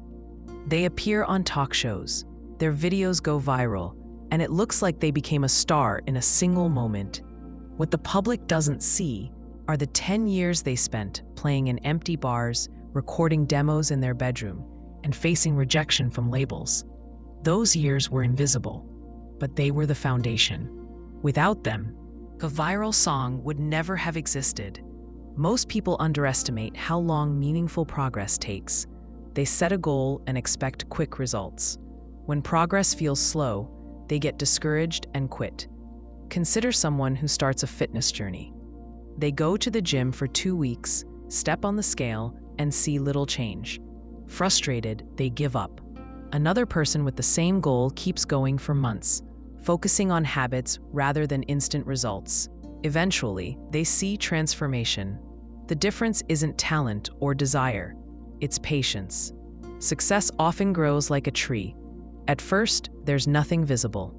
You plant a seed, water it, and wait. For a long time, it seems like nothing is happening. Then one day, a small sprout breaks through the soil. Growth becomes more visible over time, but the early stages are silent.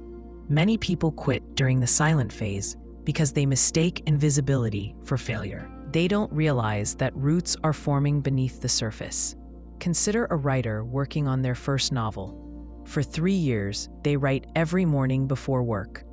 No one knows about the pages stacking up on their desk. They send the manuscript to publishers and receive dozens of rejection letters. Friends and family begin to wonder if it's a waste of time. Then one publisher finally says yes. When the book comes out, readers assume it's the writer's big break. They never see the unseen years of effort. The myth of overnight success can make your own progress feel inadequate. You compare your slow journey to someone else's highlight reel. This creates impatience and self-doubt. You might think, if it hasn't happened by now, it never will. In reality, most sudden breakthroughs are built on countless quiet steps. Comparing your behind the scenes to someone else's public moment is unfair to yourself.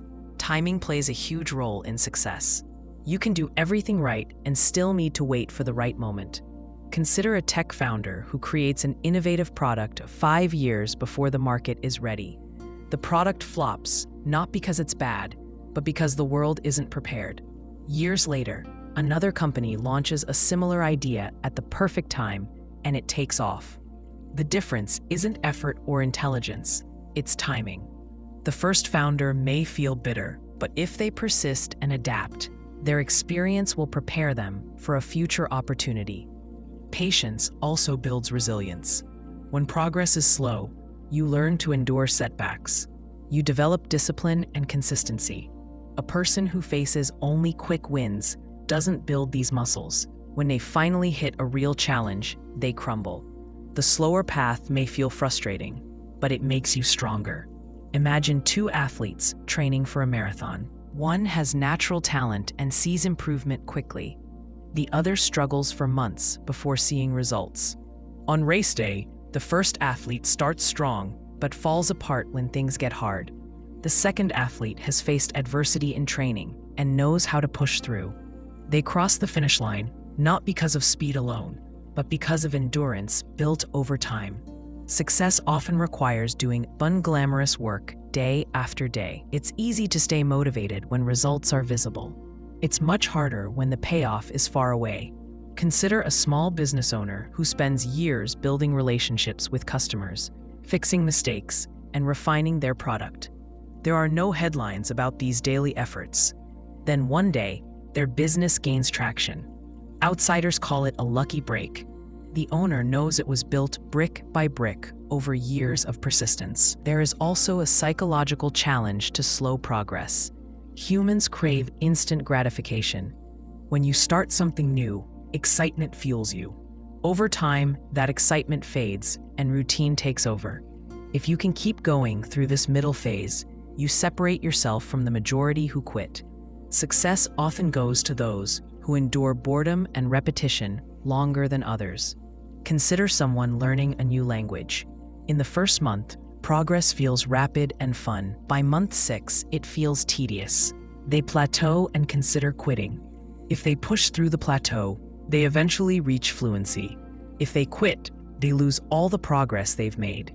The difference isn't natural ability, it's patience during the slow, invisible phase. Another reason success takes longer than you think is that setbacks are part of the process. Plans rarely go smoothly. A project may take twice as long as expected due to mistakes, delays, or unforeseen problems. Many people treat these setbacks as signs they should quit. In reality, they are normal. Adjusting and continuing despite setbacks is part of the journey. Imagine an inventor working on a new design. Their first prototype fails. The second breaks. The third almost works but has flaws. After the 10th attempt, they finally create a version that functions perfectly. To outsiders, it looks like a sudden achievement. The inventor knows it was a series of small steps, each building on the last. The long timeline of success also helps filter out those who aren't serious. Many people start with excitement, but lack commitment. When results don't come quickly, they fade away. Those who remain are the ones willing to endure the wait.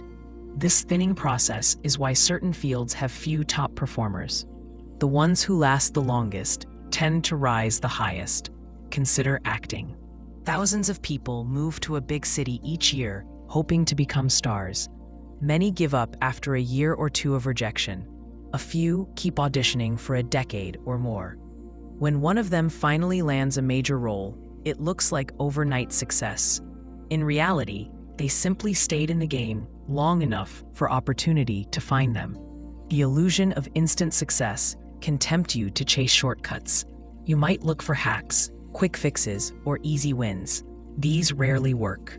Even when they do, they don't build lasting foundations. A person who wins a contest or goes viral online may enjoy brief fame, but without skills and systems built over time, they can't sustain it. True success is slow and often invisible. It feels like planting seeds in a field, tending them through seasons of rain and drought, and waiting patiently. One day, the field blooms, and others call it a miracle. You know it was years of steady, unseen effort. Success isn't a single moment. It's the sum of countless small actions taken long before anyone is watching. Health is wealth. Without physical and mental health, nothing else matters. You can have money, status, and possessions, but if your body fails or your mind breaks down, those things lose their meaning. Many people sacrifice their health chasing success, believing they can fix it later. They tell themselves they will rest after the project ends, eat better when life slows down, or deal with stress once they reach their goals. Often, later never comes. By the time they stop, the damage is done. Imagine someone who works long hours building a career. They skip meals or grab fast food because cooking feels like a waste of time. Sleep is cut short to meet deadlines. Exercise disappears entirely. At first, they seem fine. The body is resilient and can handle short-term neglect. But months turn into years and the effects build. They gain weight, develop back pain, and rely on caffeine to stay awake. One day, they visit the doctor and hear words like high blood pressure and risk of diabetes. The career they worked so hard for suddenly feels unimportant compared to the threat to their life. Physical health is the foundation for everything else. Your body is the vehicle you use to move through life.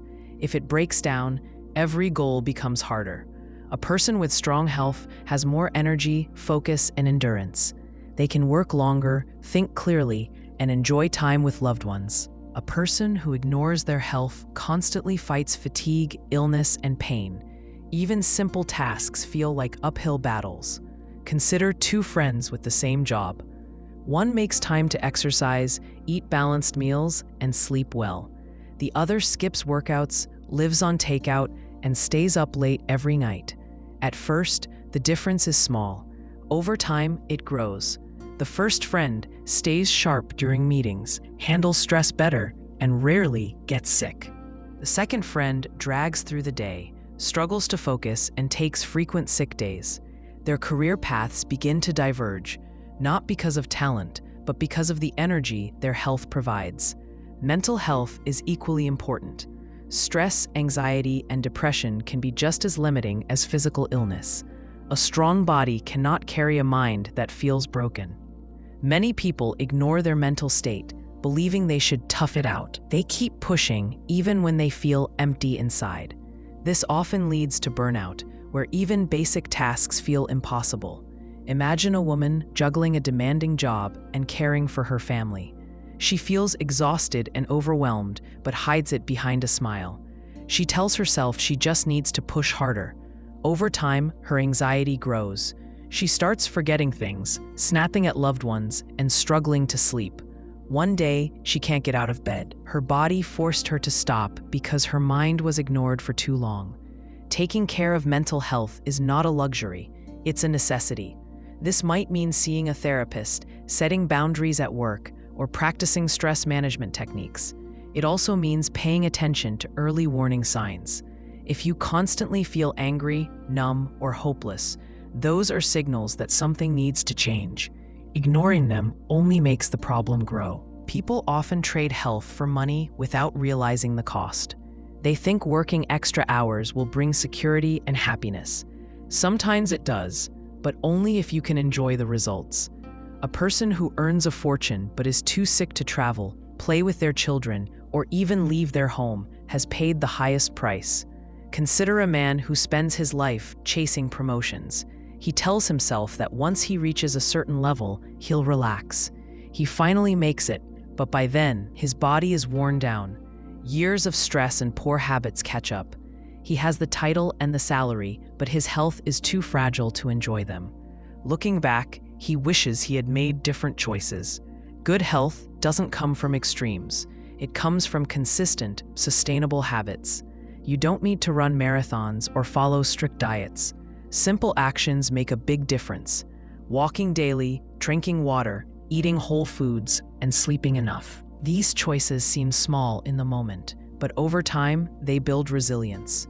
Imagine a person who adds one healthy habit each month.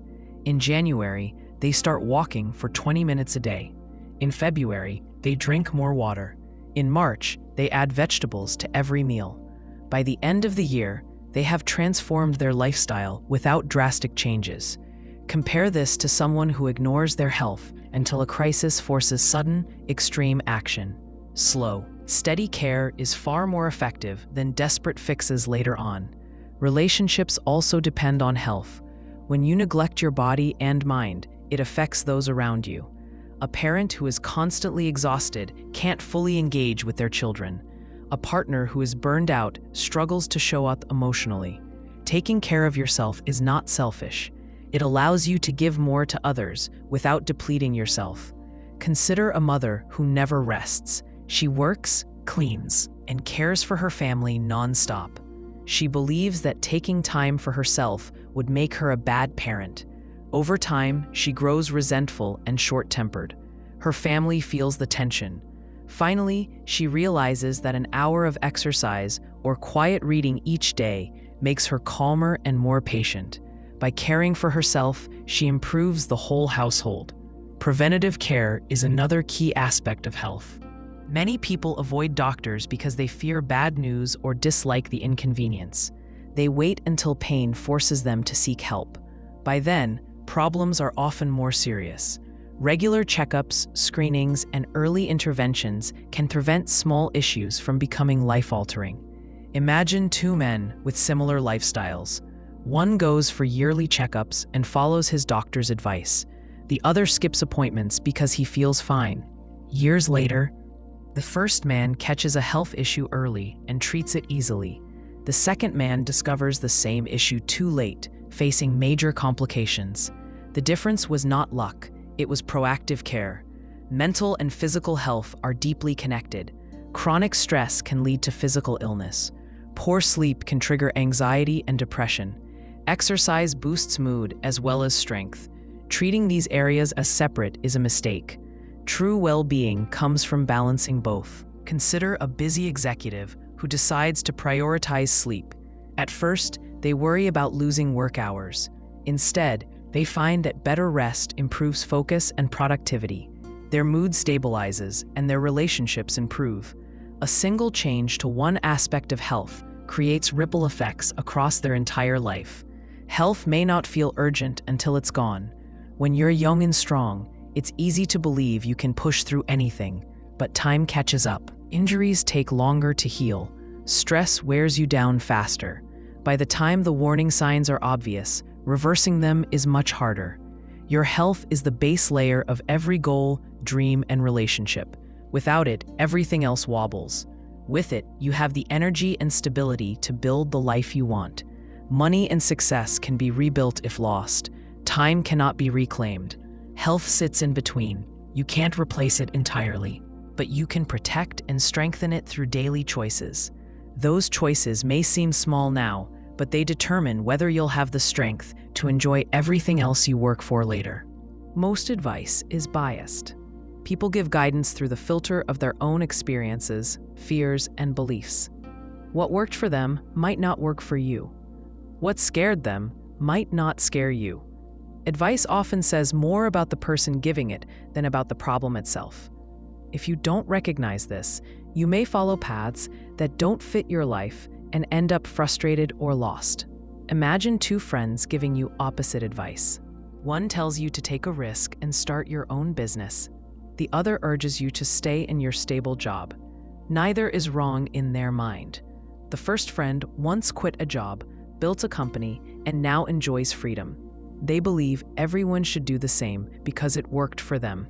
The second friend once tried freelancing, failed, and went into debt. They now value security above all else.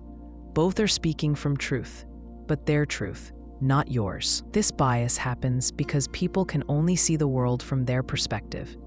When someone gives advice, they often project their own desires or regrets onto you.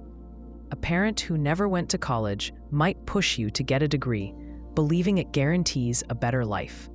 A parent with a degree might say it's not worth the debt if they feel their education didn't pay off. Neither opinion is fully objective. It's shaped by personal history. Consider a young woman who wants to move to another city for work.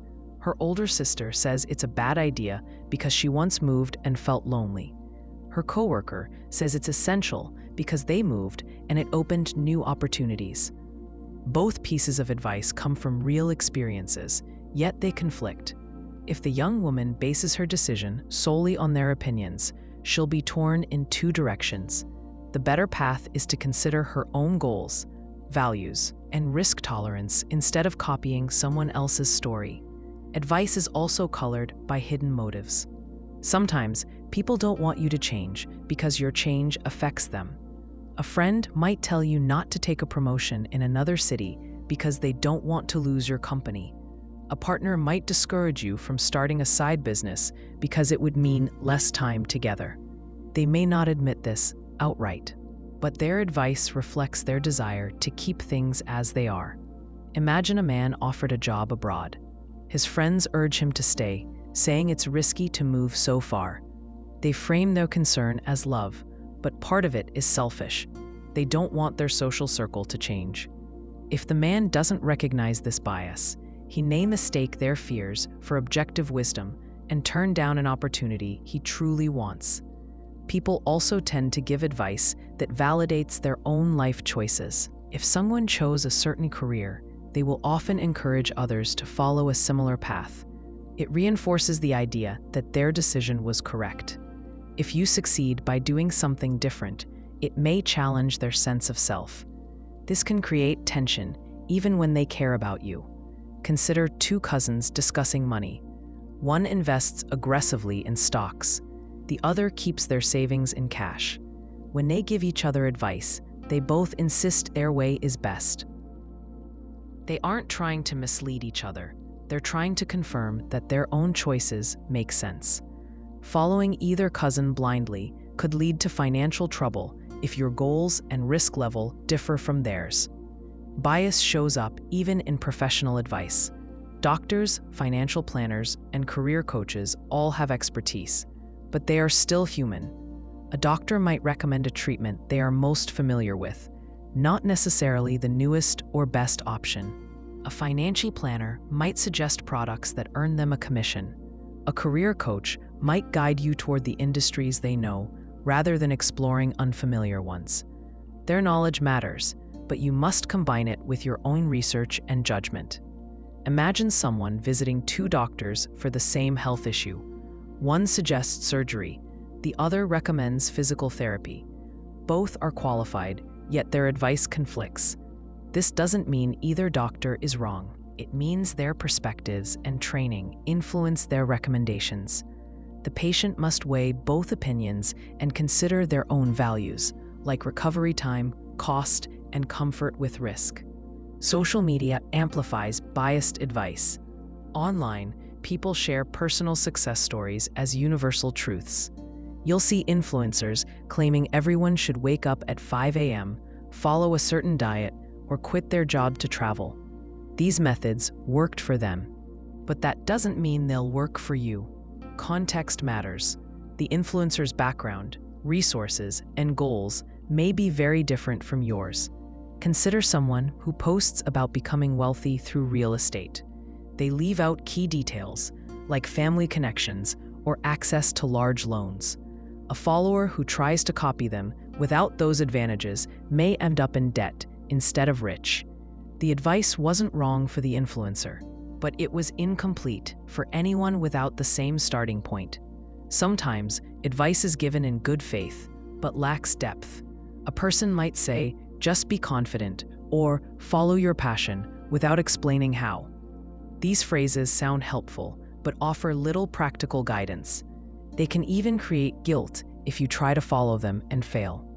When advice is vague, it often reflects the speaker's lack of understanding rather than a universal truth. Imagine a college student who asks an older relative how to find a career.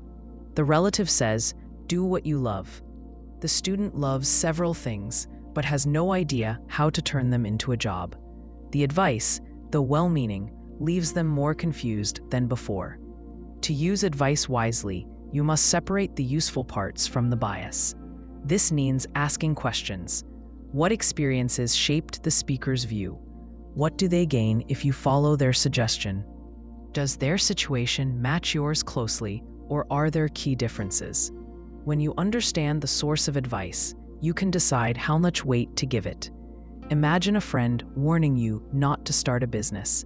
Instead of rejecting their opinion outright, you ask why. They explain that they once ran a business and went bankrupt. Now you know their fear comes from personal pain. Their warning is valuable, but it doesn't automatically apply to you. You can learn from their mistakes without letting their fear dictate your choices. It's also helpful to gather advice from multiple sources. When you hear different perspectives, patterns emerge. If 10 people with diverse backgrounds all give similar guidance, it's likely worth considering.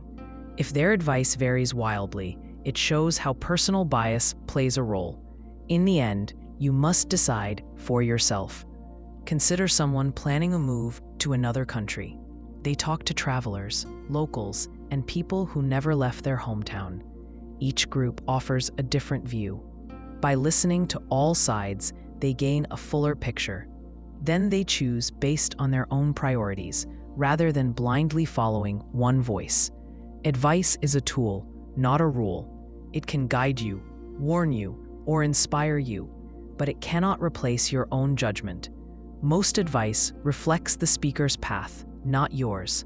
When you remember this, you can listen with respect without surrendering control of your decisions. The goal isn't to reject advice completely. It's to filter it, weigh it, and make choices that align with who you are and where you want to go. Your reputation is fragile. It takes years to build trust and only moments to destroy it. People form opinions based on your actions, and those opinions are hard to change once they're set. One mistake, one careless decision, or one lapse in judgment can undo years of consistent effort. Guarding your integrity requires awareness and discipline because a single wrong move can follow you for the rest of your life. Imagine someone who works hard to become known as reliable at their job. For 5 years, they show up on time, meet deadlines, and help their coworkers. Everyone sees them as dependable. Then, one day, they make a major error. Maybe they lie to cover a missed deadline or lose a key client through negligence. That single incident spreads through the office. Suddenly, their years of good work are overshadowed by one mistake. People no longer see them as dependable. They see them as careless or dishonest. It may not be fair, but it is real. Trust builds slowly because people need repeated proof of your character. Each action you take adds or subtracts from that trust. Think of it like a bank account. Every time you act with honesty, you make a deposit. Every time you follow through on a promise, you add more. Over time, your balance grows. But one major withdrawal, a betrayal, a lie, or a selfish act can wipe out the entire account. And unlike money, rebuilding trust takes far longer than losing it. Consider a public figure who spends decades crafting an image of respectability. They attend charity events, speak about values, and present themselves as a role model. Then a scandal breaks. Maybe they were caught cheating, lying, or abusing their power. Overnight, their image collapses. Headlines focus only on the scandal. People question whether the good deeds were ever genuine. Even if they continue doing good work, the shadow of that mistake remains. In personal relationships, reputation matters just as much. If a friend tells you a secret and you share it with others, they may never trust you again. It doesn't matter how many times you've been supportive in the past. The breach of trust becomes the defining moment. Rebuilding that bond is possible, but it requires consistent honesty and patience. Some relationships never recover. Imagine a couple where one partner lies about finances. Maybe they hide debt or spend recklessly without telling the other. When the truth comes out, the damage isn't only about money, it's about betrayal. The injured partner starts questioning everything. If they lied about this, what else might they be hiding? Even if the lying partner changes their behavior, suspicion lingers. The relationship can survive, but only with time and effort. The digital age makes reputation even more fragile. In the past, mistakes could fade over time as memories dimmed. Now, a single bad decision can be reported and shared online forever. A poorly worded post, an angry comment, or a photo taken out of context can spread within hours. Even if you delete it, screenshots remain.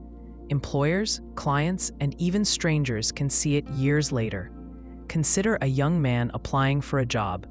During the interview, everything goes well. He's qualified and makes a great impression. Later, the employer searches his name online and finds an old video of him behaving recklessly at a party. The video doesn't reflect who he is now, but the employer doesn't know that. The opportunity disappears, not because of his present actions, but because of a lasting digital mark. This is why guarding your integrity is not only about doing the right thing when people are watching. It's also about doing the right thing when no one is there to see it. Private actions often become public unexpectedly. Even if they don't, they shape who you are. When you cut corners in private, it becomes easier to cut corners in public. Sometimes, a reputation suffers not because of one dramatic event, but because of small, repeated cracks. Someone might consistently arrive a few minutes late, miss small deadlines, or speak carelessly. Each instance seems minor on its own. Over time, they add up. Colleagues or friends begin to see that person as unreliable. When a major opportunity arises, they're overlooked, not because of one glaring failure, but because of a pattern of small disappointments. Consider two employees. Both make occasional mistakes, as everyone does. The first one always owns up quickly, apologizes, and fixes the problem. The second hides mistakes, blames others, or pretends nothing happened. Even if their actual performance is similar, their reputations diverge sharply. The first becomes known as trustworthy.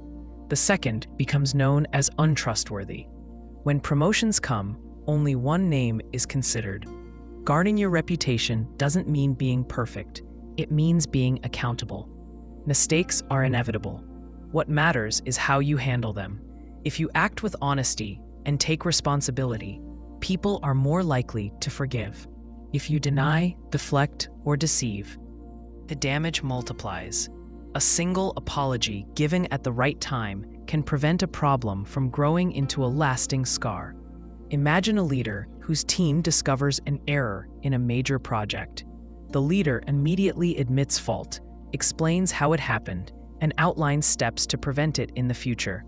The team feels reassured. Trust remains intact. Now picture a leader who blames the team instead. Even if the project is fixed, resentment grows.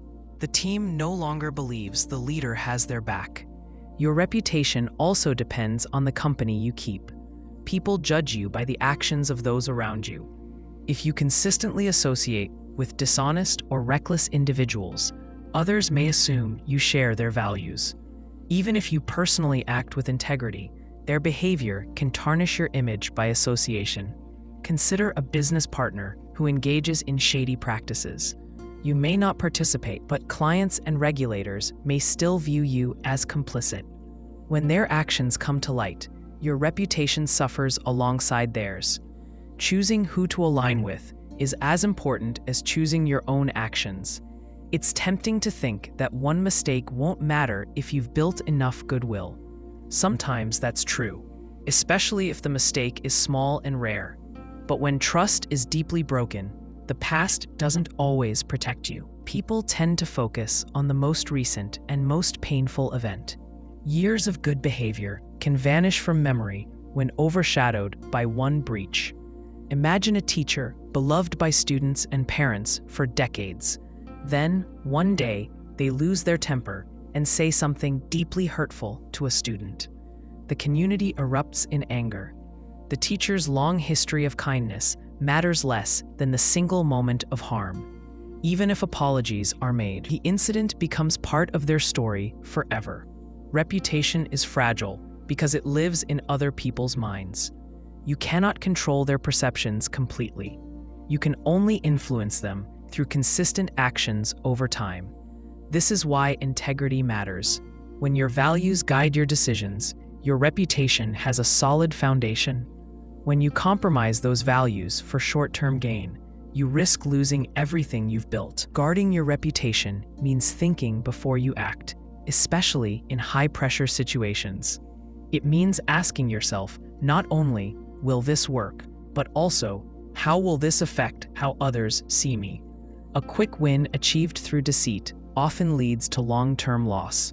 Trust, once broken, is almost impossible to fully restore. Money alone won't make you happy, but a lack of money can make you miserable. This truth is often misunderstood. People hear sayings like, "Money doesn't buy happiness," and assume money doesn't matter at all. That isn't true. Without enough money to cover basic needs, life becomes a constant struggle. Food, shelter, healthcare, and safety all require resources. When those needs aren't met, stress takes over. It's hard to think about joy or fulfillment when you're worried about paying rent or feeding your family. Imagine a person living paycheck to paycheck. Every month they face tough choices: pay the electric bill or buy groceries, skip a doctor's appointment to avoid the bill, work extra shifts and miss time with their children. Their entire focus is survival. Even small, unexpected expenses, like a car repair, feel like a crisis. In this state, happiness is nearly impossible. Money, at this level, brings freedom from fear. It provides stability so you can think beyond the next week. Once your basic needs are met, the role of money changes. It shifts from survival to comfort and choice. Having more money can make life easier. It allows you to live in a safe neighborhood, eat healthy food, and take time off when you need to. It gives you options: where to live, what to do for work, and how to spend your free time. These things contribute to well-being. But they are not happiness in themselves. Consider two families. The first struggles to afford housing. They live in a cramped apartment where every dollar counts. The second has plenty of money. They live in a spacious home, take vacations, and never worry about bills. The second family has clear advantages. But if they fight constantly, feel disconnected, or live under constant pressure to maintain appearances, they may be just as unhappy as the first family. Though in a different way. Money removes certain problems, but it cannot fix emotional ones. You can buy a comfortable bed, but not peaceful sleep. You can pay for therapy, but you still need to do the inner work. You can take someone on a luxury vacation, but that doesn't guarantee a strong relationship. When people expect money to solve every issue, they often feel disappointed once they achieve financial success. Imagine a man who spends his 20s chasing wealth. He works long hours, skips social events, and pushes his health aside. Eventually, he reaches his goal: a high salary, a large house, and luxury cars. At first, he feels proud. But after a few months, he notices something strange. The excitement fades. The house feels empty. The car is just a way to get from one place to another. He realizes he's lonely and disconnected. Money gave him comfort, but not meaning. This doesn't mean money is bad. It means money is a tool, not a purpose. Like any tool, it's only as useful as the way you use it. If you use money to create experiences, support loved ones, and free up time for things that matter, it can enhance your life. If you chase money for its own sake, you may end up trapped. Consider someone who earns a modest but stable income. They live in a small home, budget carefully, and spend their money on things they truly value: family dinners, weekend hikes, and occasional travel. They feel content because their spending matches their priorities. Now consider another person who earns 5 times as much, but spends it all trying to impress others. They buy expensive clothes, gadgets, and cars they don't need. Despite their wealth, they feel stressed because they're always chasing the next purchase. Lack of money brings a specific kind of misery. It creates constant stress and limits choices. People without financial resources often have to accept bad jobs, unsafe living conditions, or poor health care because they have no alternatives. Even small pleasures, like eating out or taking a day off, feel out of reach. Over time, this erodes mental health. The weight of financial insecurity affects relationships, physical well-being, and self-esteem. Imagine a couple with young children. Both parents work long hours at jobs they dislike, barely covering expenses. When one of the children gets sick, they can't afford to take unpaid time off. They feel guilty for not being there, but also scared of losing their jobs. This kind of stress seeps into every area of life. In this situation, money wouldn't solve every problem, but it would remove a huge source of pain. Wealth also brings its own challenges. Having a lot of money can create isolation. Friends may treat you differently, either out of envy or expectation. You might wonder if people like you for who you are or for what you can provide. Large amounts of wealth can also create pressure to maintain a certain image or lifestyle. Some wealthy people become trapped by their possessions, constantly working to support a life they don't even enjoy. Consider a family that inherits a fortune. Suddenly, relatives they haven't spoken to in years start reaching out. Some ask for loans. Others give unsolicited advice. The family feels overwhelmed by attention and suspicion. What seemed like a blessing at first begins to feel like a burden. The money didn't cause these relationship problems, but it magnified them. The sweet spot for money's role in happiness lies in balance. Enough money to cover needs and provide comfort creates a foundation. Beyond that, the impact levels off. Studies show that after a certain point, extra income doesn't significantly increase happiness. Instead, other factors, relationships, purpose, health, become more important. Imagine 3 friends. The first earns very little and struggles daily. The second earns a comfortable middle income. The third is very wealthy. The jump in happiness between the first and second friend is large because the second has security and freedom. The jump between the second and third friend is much smaller. Beyond stability, the differences in happiness depend more on how each person lives, not how much they earn. Time plays a role too. Money can buy back time by allowing you to outsource chores or work fewer hours. But if you use that time poorly, the benefit disappears. Someone might pay for house cleaning and food delivery, freeing up hours each week. If they use those hours to connect with loved ones or rest, their well-being improves. If they use them to work even more, they end up just as stressed as before. Imagine a man who decides to pay for a dog walker so he has more free time. Instead of relaxing or spending time with his kids, he takes on extra projects at work. Soon, he's busier than ever. The money gave him freedom, but his choices erased the benefit. Money's real power lies in reducing pain points, not creating constant pleasure. It works best when used to remove barriers, like debt, unsafe housing, or exhausting work schedules. Once those barriers are gone, the focus must shift to building a meaningful life. Otherwise, you risk constantly chasing more money without ever feeling satisfied. A balanced view of money requires honesty. You need to know how much is enough for your situation. Too little creates misery. Too much focus on accumulation can create emptiness. The goal is not to reject money or worship it, but to see it clearly, as a resource that supports happiness, not as happiness itself. When used wisely, money provides safety and choice. When misunderstood, it becomes a trap where you work endlessly for things that can never fill the deeper needs of the human heart. You can't change people. You can encourage, inspire, and even influence them, but real change has to come from within. This truth is hard to accept because it feels natural to want to help others. When you see someone you care about making destructive choices, you want to step in and fix it. You give advice, offer resources, and try to guide them. Sometimes they nod along, maybe even make small efforts, but unless they decide to change for themselves, nothing lasts. Imagine a parent with an adult child who struggles with addiction. The parent pleads, argues, and even begs them to get clean.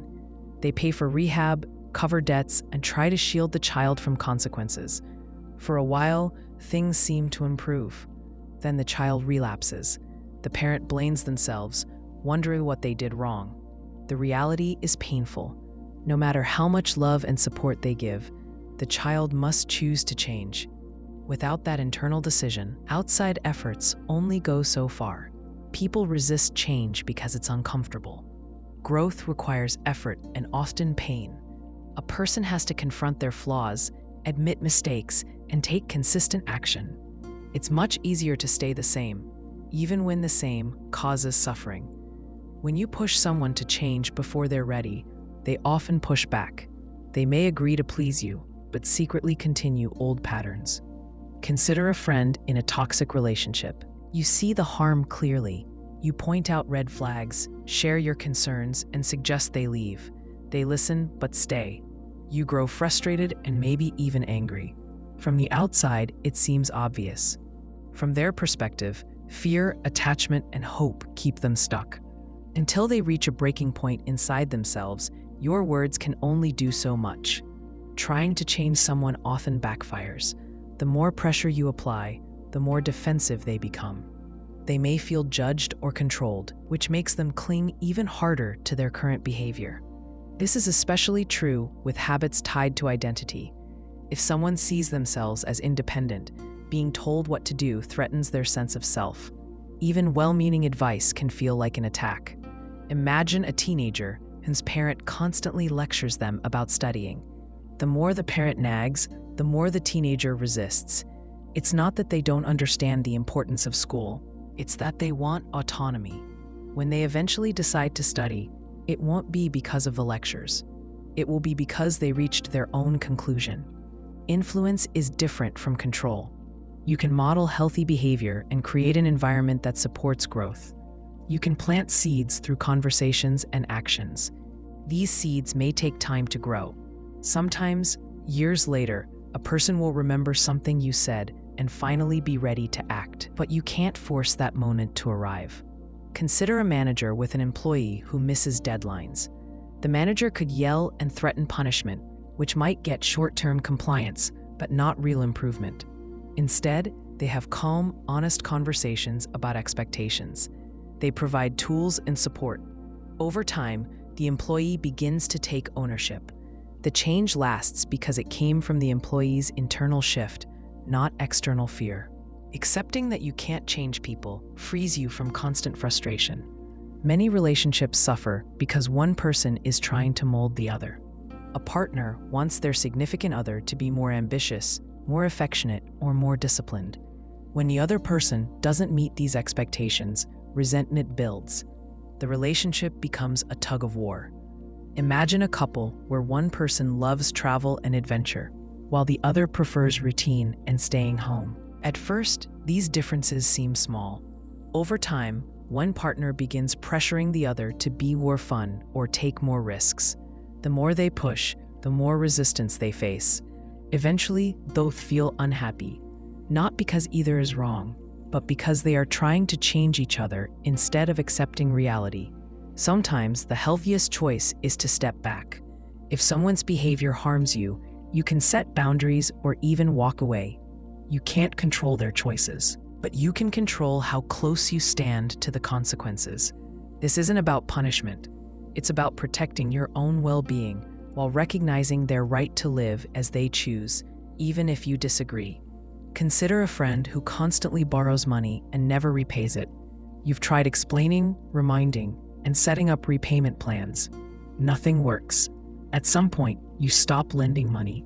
You can't make them manage finances responsibly, but you can stop enabling the behavior. This boundary doesn't guarantee they'll change, but it removes you from the cycle of frustration. It's natural to hope people will grow. Believing in someone's potential is not wrong. The key is to separate hope from control. You can say, "I believe you can do this," without saying, "You must do this or else." Support feels like love. Control feels like pressure. People respond better to the first than the second. Imagine a teacher with a struggling student. Instead of scolding them for poor performance, the teacher expresses belief in their ability to improve and offers resources. The student feels encouraged rather than shamed. They decide to work harder, not because they were forced, but because they wanted to rise to the challenge. Sometimes, you must accept that a person may never change. This can be especially hard with family or close friends. You may see the path they could take so clearly, but they don't see it, or they see it and reject it. Clinging to the idea that you can save them only prolongs your pain. Consider someone with a sibling who constantly creates drama. The sibling thrives on chaos. Every time there's a crisis, you step in to fix it. This cycle repeats for years. Eventually, you realize your efforts haven't changed anything. The sibling behaves the same, and you feel drained. By stepping back, you acknowledge reality. You can still love them, but you no longer exhaust yourself trying to rewrite their story. Growth requires personal responsibility. People change when the pain of staying the same becomes greater than the pain of changing. You can't speed up that process for them. You can offer tools, share wisdom, and model alternatives, but they must reach the tipping point themselves. Imagine someone stuck in a dead-end job. Friends and family encourage them to apply elsewhere. They nod politely but stay put. Then one day, their boss crosses a line. The frustration builds until they finally take action. From the outside, it looks sudden. In reality, it was a slow internal buildup that no one else could control. Recognizing your limits brings peace. It shifts your focus from trying to control others to managing your own behavior. Instead of asking, "How do I make them change?" you ask, "How do I respond to who they are right now?" This doesn't mean giving up on people. It means respecting their autonomy while protecting your own. You can influence others through your example. If you live with integrity, someone will notice and be inspired. If you communicate honestly and set boundaries, you create space for healthier dynamics. But influence is not a guarantee. Some people will see your example and still choose a different path. That is their right, just as you have the right to choose yours. Change is an inside job. Until someone decides to confront their patterns, no amount of external effort will stick. You can't drag them forward, no matter how much you care. You can only walk your path and invite them to join when they're ready. If they never are, you continue anyway, knowing their journey belongs to them, not to you. Life is a solo journey. You may walk alongside friends, family, and partners, but at the core, your path is yours alone. Others can support you, cheer for you, or even travel part of the way with you, but no one can live your life for you. Every major decision, every risk, every inner struggle belongs to you. This truth can feel lonely, but it also gives you freedom. From childhood, it's easy to believe that life is a shared effort. Parents guide you, teachers tell you what to do, and friends influence your choices. For a while, it feels like you are part of a group moving forward together. Then, life begins to split people into different directions. Some go to college, some start jobs, some move away, and some stay behind. Slowly, you realize that no matter how much love you share, your journey is separate. Imagine a group of friends graduating high school. They have been close for years, spending nearly every day together. At graduation, they promise to stay in touch and never drift apart. Within a year, one friend is in another city, another is working full-time, and another has started a family. They still care for each other, but their lives no longer align. Each faces challenges the others can't fully understand. The bond remains, but each person is ultimately walking their own path. Even in the closest relationships, there are limits to how much someone else can carry for you. A partner can listen and support you through hardship, but they cannot face your fears for you. A friend can cheer you on, but they cannot fight your battles. A parent can advise you, but they cannot live your choices. Others may stand beside you, yet you alone must take the steps forward. Consider someone battling addiction. Family and friends may surround them with love and resources. They can encourage, plead, and offer help. But unless the person chooses recovery for themselves, nothing changes. No one else can walk through the pain of withdrawal or the daily discipline of staying clean. That responsibility rests only with them. Life's solo nature becomes clear in moments of deep struggle. When you lie awake at night, wrestling with a difficult decision, no one else can enter that space with you. People can give advice, but at the end of the day, you are the one who must act. This is why two people facing the same situation can choose completely different paths. The external circumstances may match, but the internal journey is unique. Imagine two siblings raised in the same home. They experience similar challenges and opportunities. One grows up to take risks and build a bold, adventurous life. The other chooses stability and routine. Their external worlds match, but their internal choices differ. No amount of persuasion from one sibling can make the other live differently. Each must walk their own way. Even death highlights the solo nature of life. No matter how many loved ones surround you, no one can accompany you to the very end. The final breath is taken alone. This truth is stark, but it also emphasizes why your path must be your own. Since you are the only one who lives and dies with your choices, you must take responsibility for them. This doesn't mean relationships don't matter. Companionship adds richness and meaning to life. A solo journey doesn't have to be lonely. It simply means that you cannot merge completely with another person's path. When you expect someone else to complete you or solve your problems, you create disappointment. Consider a couple who deeply love each other. They share dreams and goals, but eventually, one wants to move to another city, while the other wants to stay. The decision forces them to confront the truth. No matter how strong their bond, their individual needs remain separate. They can choose to compromise, but neither can erase their personal desires.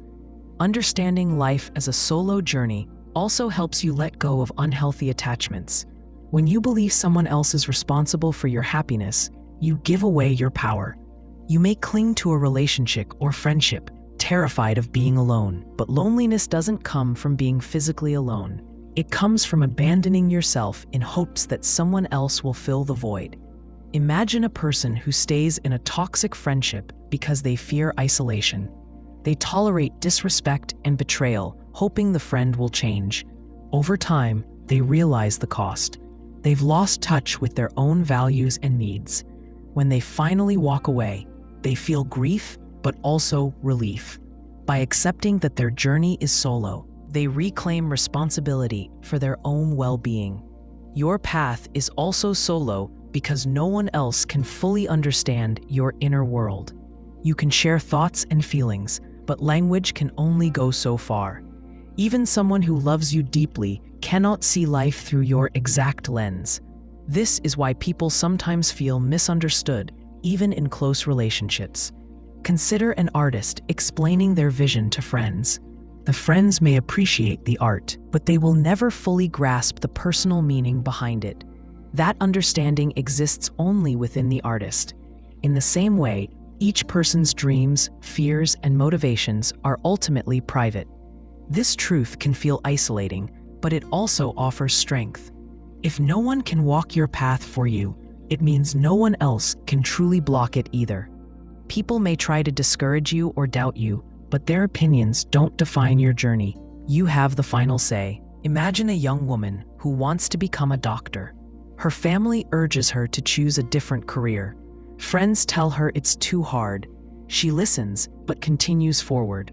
The road is long and lonely at times, but she persists because she knows this path belongs to her. When she finally reaches her goal, the victory is hers alone. Not because others didn't help, but because she carried herself through the hardest moments. Even shared experiences have individual meanings. Two people may go through the same event, but interpret it differently. A layoff might devastate one person and inspire another to start a business. A breakup might crush one heart while freeing another. This is why comparing your journey to someone else's is misleading. You see their external steps, but not their inner landscape. Consider two coworkers who are both offered a promotion that requires relocation. One accepts eagerly, seeing it as adventure. The other declines, valuing stability and family ties. Outsiders may judge one as ambitious and the other as cautious. In reality, both made choices that fit their personal paths. Accepting life as a solo journey can bring peace. You stop expecting others to carry you or to perfectly understand you. You appreciate support when it comes, but don't rely on it completely. This mindset also helps you support others without trying to control them. Just as your path is yours, their path is theirs. Imagine a parent watching their adult child make choices they don't agree with. Instead of forcing their views, the parent offers love and guidance while respecting the child's autonomy. This balance strengthens the relationship because it honors the solo nature of both journeys. At times, walking alone feels daunting. Fear and doubt creep in when there's no clear map. But there's also power in knowing the path is yours to shape. You can change direction without waiting for approval. You can explore without needing someone else's permission. While others may walk beside you for part of the way, the steps are ultimately yours to take. Life will bring companions and departures. Some people will stay for years, others will appear briefly, then move on. Cherish these connections, but don't mistake them for ownership of your path. You are the constant presence in your own story. When you accept this, you gain both independence and clarity. The journey remains solo, but it no longer feels empty. It feels like freedom. Talent means nothing without discipline. Natural ability can open doors, but only consistent effort and self-control keep them open. Many people start strong because they are naturally gifted, but they fade when things get hard. Others, with less talent, surpass them through steady work and focus. Talent gives you a head start. Discipline determines how far you go. Imagine a young athlete who excels at their sport from an early age. They barely need to practice to outperform others. Coaches praise them, and victories come easily. But as they grow older, competition stiffens. Other athletes train harder, push their limits, and refine their skills. The naturally talented athlete, used to coasting, begins to fall behind. Their gift alone can't carry them anymore. Without discipline, their early promise fades into regret. This pattern shows up everywhere, not just in sports. Consider a student who understands math instantly while others struggle. At first, they don't need to study. They rely on quick thinking to ace exams. But when the material becomes complex, their lack of study habits catches up. A classmate who once struggled but studied daily now outperforms them. The disciplined student builds strength like a muscle, while the talented one stalls. Discipline matters because success is a long game. Natural ability helps in short bursts, but meaningful achievements require years of consistent action. You must show up on days when you feel tired, bored, or unmotivated. Discipline is what gets you moving when inspiration fades. Talent relies on mood. Discipline relies on choice. Consider a writer with a natural gift for storytelling. When inspiration strikes, their words flow effortlessly, but they only write when they feel like it. Months pass between projects. Another writer, less naturally gifted, sits down every day to practice. They study grammar, read widely, and rewrite drafts again and again. Years later, the disciplined writer has a body of published work, while the talented one has only a folder of unfinished ideas. Discipline also provides structure. Talent is wild energy. Without direction, it scatters. A musician may have perfect pitch, but without structured practice, their skills plateau. A business owner may have sharp instincts, but without systems, their company collapses under chaos. Discipline shapes raw ability into something lasting. Imagine a chef with incredible creativity. Their dishes taste amazing when they focus, but they show up late, ignore schedules, and clash with staff. Their lack of consistency creates stress in the kitchen. Another chef, perhaps less inventive, runs a clean, efficient operation. Customers trust the reliable chef more because discipline builds stability. Over time, the reliable chef earns more success than the chaotic genius. Self-control is at the heart of discipline. It means doing what's necessary, even when you'd rather not. It's resisting the urge to quit when progress is slow. It's turning down distractions that promise quick pleasure but steal long-term growth. Without self-control, talent gets wasted on short-term thrills. Consider an artist with extraordinary skill. Galleries want to showcase their work, but they constantly miss deadlines due to partying and poor planning. Eventually, galleries stop calling. Their gift didn't disappear, but their lack of discipline destroyed their opportunities. Meanwhile, a less talented artist who meets every deadline quietly builds a solid career. Discipline often looks boring from the outside. It's waking up early to train, practicing scales for hours, or reviewing spreadsheets late at night. There's no glamour in repetition, but repetition creates mastery. Talent gives you flashes of brilliance. Discipline turns those flashes into a steady light. Imagine a pianist preparing for a performance. They play the same piece hundreds of times, perfecting every note. The audience sees only the final show and assumes it came easily. They don't see the months of repetition behind that flawless moment. Without discipline, the performance wouldn't exist. People often mistake talent for destiny. They see someone excel and assume success is guaranteed. This belief is dangerous. It breeds complacency in the talented and discouragement in those who must work harder. In reality, the world is full of talented people who never fulfilled their potential because they lacked discipline. Consider high school sports teams. Many star players dominate when young, but fade away by college. They relied on natural ability in their early years and never developed work habits. Others, less gifted, grind daily. By college, the gap closes, and the disciplined players rise. Talent may set the stage, but discipline determines who stays under the lights. Discipline also protects against failure. When setbacks come, talent alone often crumbles. A naturally gifted person may quit after their first major defeat because they've never built resilience. A disciplined person, used to hard work, adapts and keeps going. They understand that progress is built on trial and error. Imagine two entrepreneurs launching businesses. The first has natural charisma and big ideas. The second is quieter but methodical. When problems arise, the charismatic one panics. They rely on instinct and quit when it doesn't work. The methodical one keeps refining their approach, learning from mistakes. In time, the disciplined business grows while the flashy one fades. Discipline doesn't mean you never feel lazy or discouraged. It means you act anyway. Motivation comes and goes, but habits built through discipline carry you forward. By removing the need to feel inspired, you reduce wasted time. You don't wait for the perfect mood to start. You start, and the mood follows later. Consider someone training for a marathon.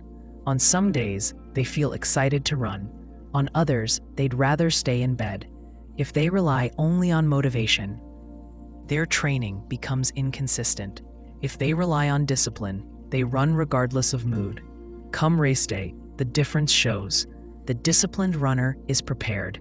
The motivated but inconsistent runner is not. Discipline can be learned. Unlike talent, which is largely innate, discipline grows through practice. You build it by keeping small promises to yourself. Each time you follow through, you strengthen your sense of control. Over time, self-discipline becomes a part of who you are.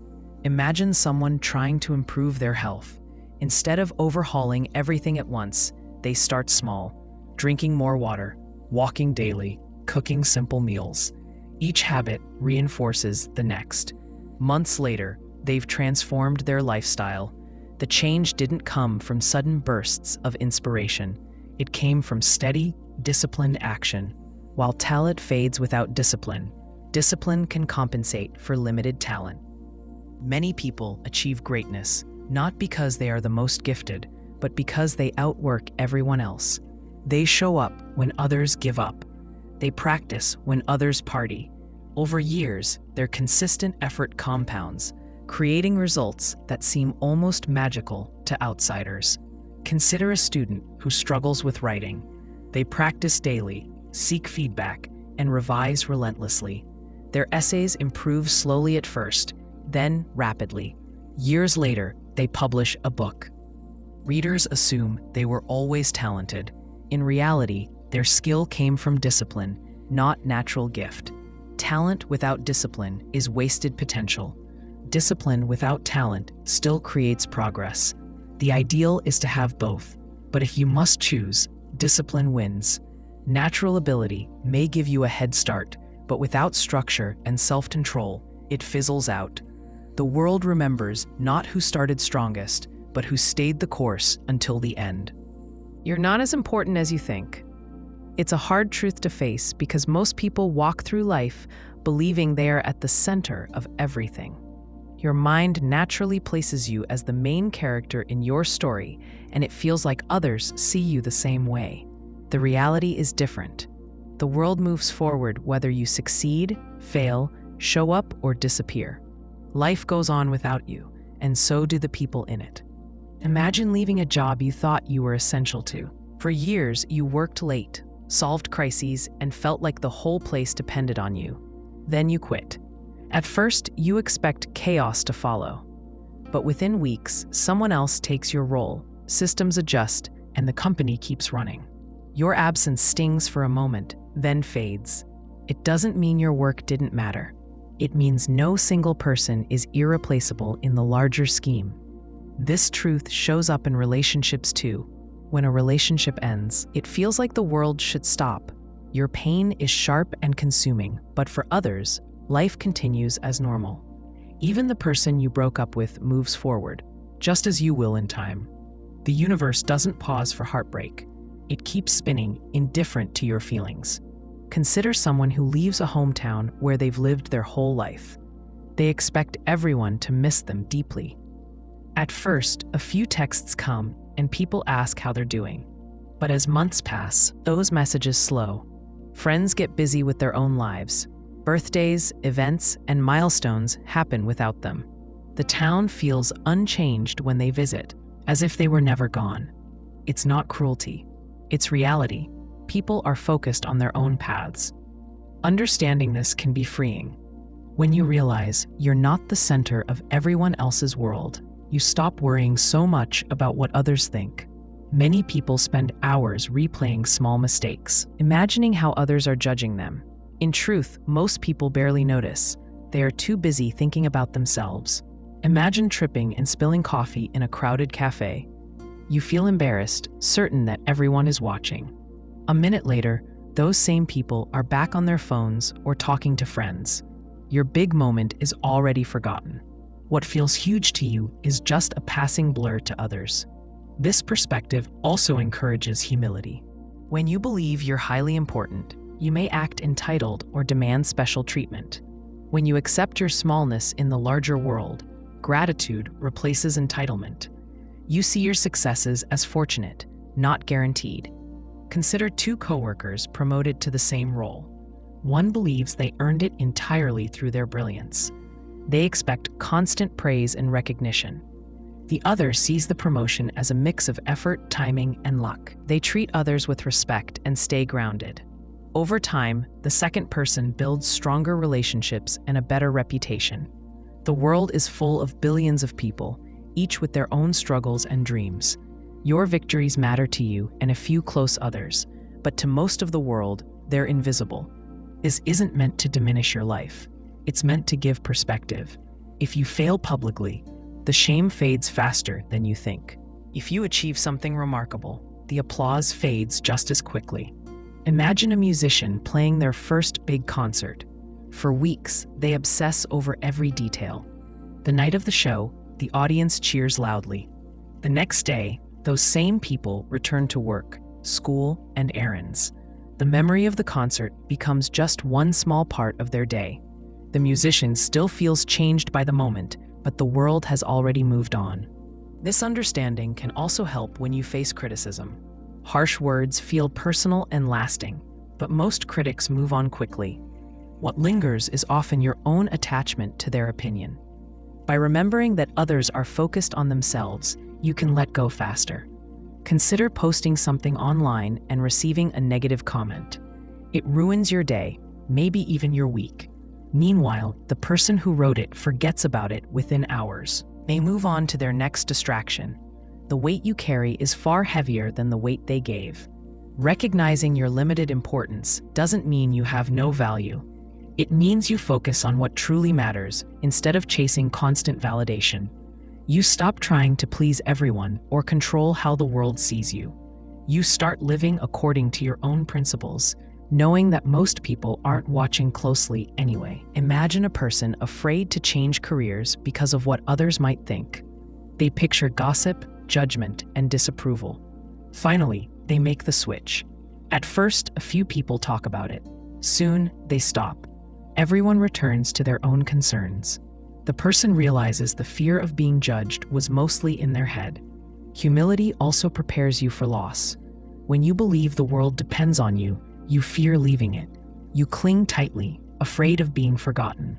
When you understand that life continues without you, you focus on the present instead of trying to leave a permanent mark. Consider a great-grandparent remembered only through a few photos and stories. They were once the center of a family's world. Now, most descendants know little about them. Someday, the same will happen to you and everyone you know. This isn't sad, it's natural. It shows how temporary our roles truly are. Knowing this can change how you act today. If the world doesn't revolve around you, there's less pressure to be perfect. You can take risks, fail, and try again without the weight of imagined scrutiny. You can be kinder to others, knowing they are the main characters of their own stories, just as you are of yours. Imagine two drivers stuck in traffic. One cuts the other off. The wronged driver takes it personally, assuming the other meant to disrespect them. In reality, the other driver was lost in thought, focused on their own stress. It wasn't about malice, it was about their separate world. Realizing this prevents unnecessary anger.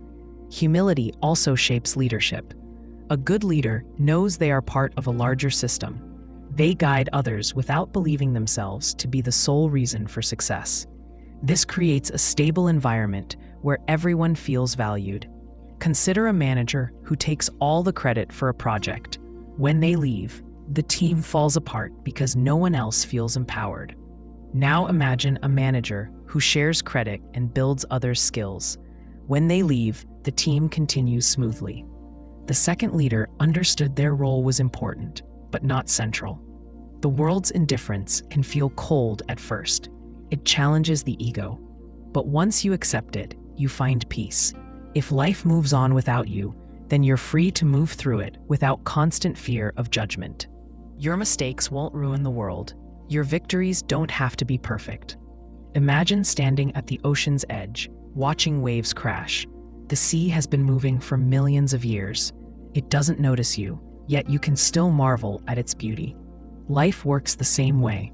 It doesn't revolve around you, but you can still find meaning in your small part of it. When you see yourself clearly, you understand that humility isn't about thinking less of yourself. It's about seeing yourself accurately. One person among many, with limited control and temporary influence. This view keeps you grounded. It reminds you to act with care, knowing that while your actions matter to some, the world will continue with or without you.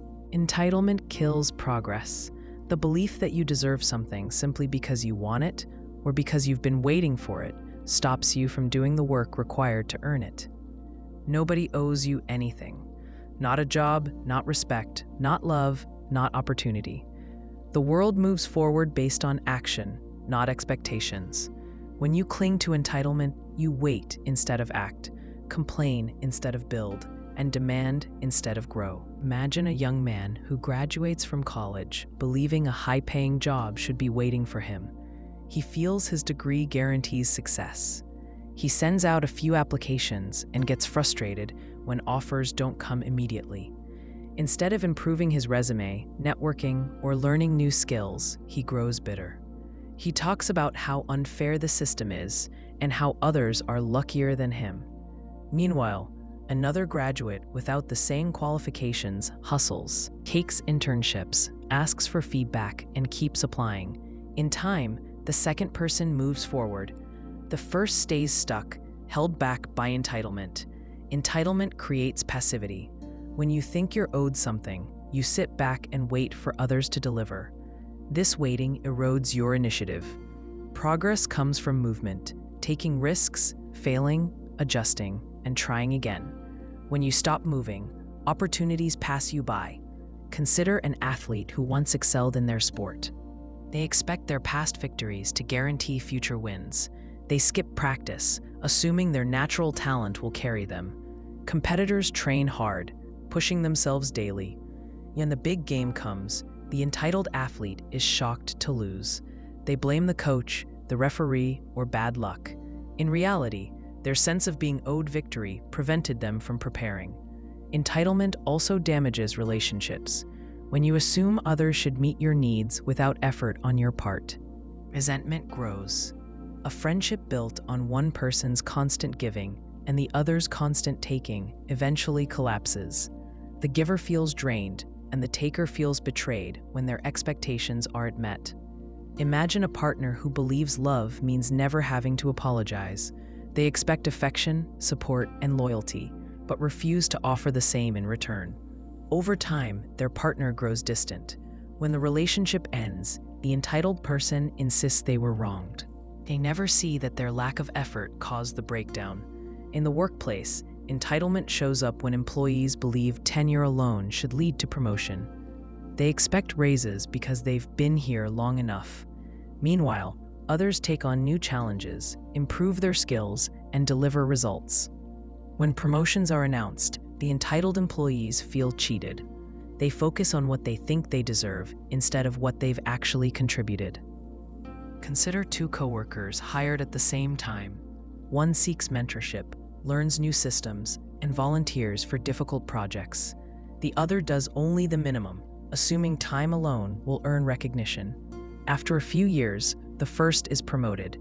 The second complains loudly about favoritism, never realizing that opportunity was earned, not handed out.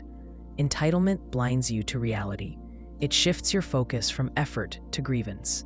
Instead of asking, "What can I do to reach my goal?" you ask, "Why hasn't the world given me what I want?" This mindset keeps you stuck in frustration. Progress requires honest self-assessment.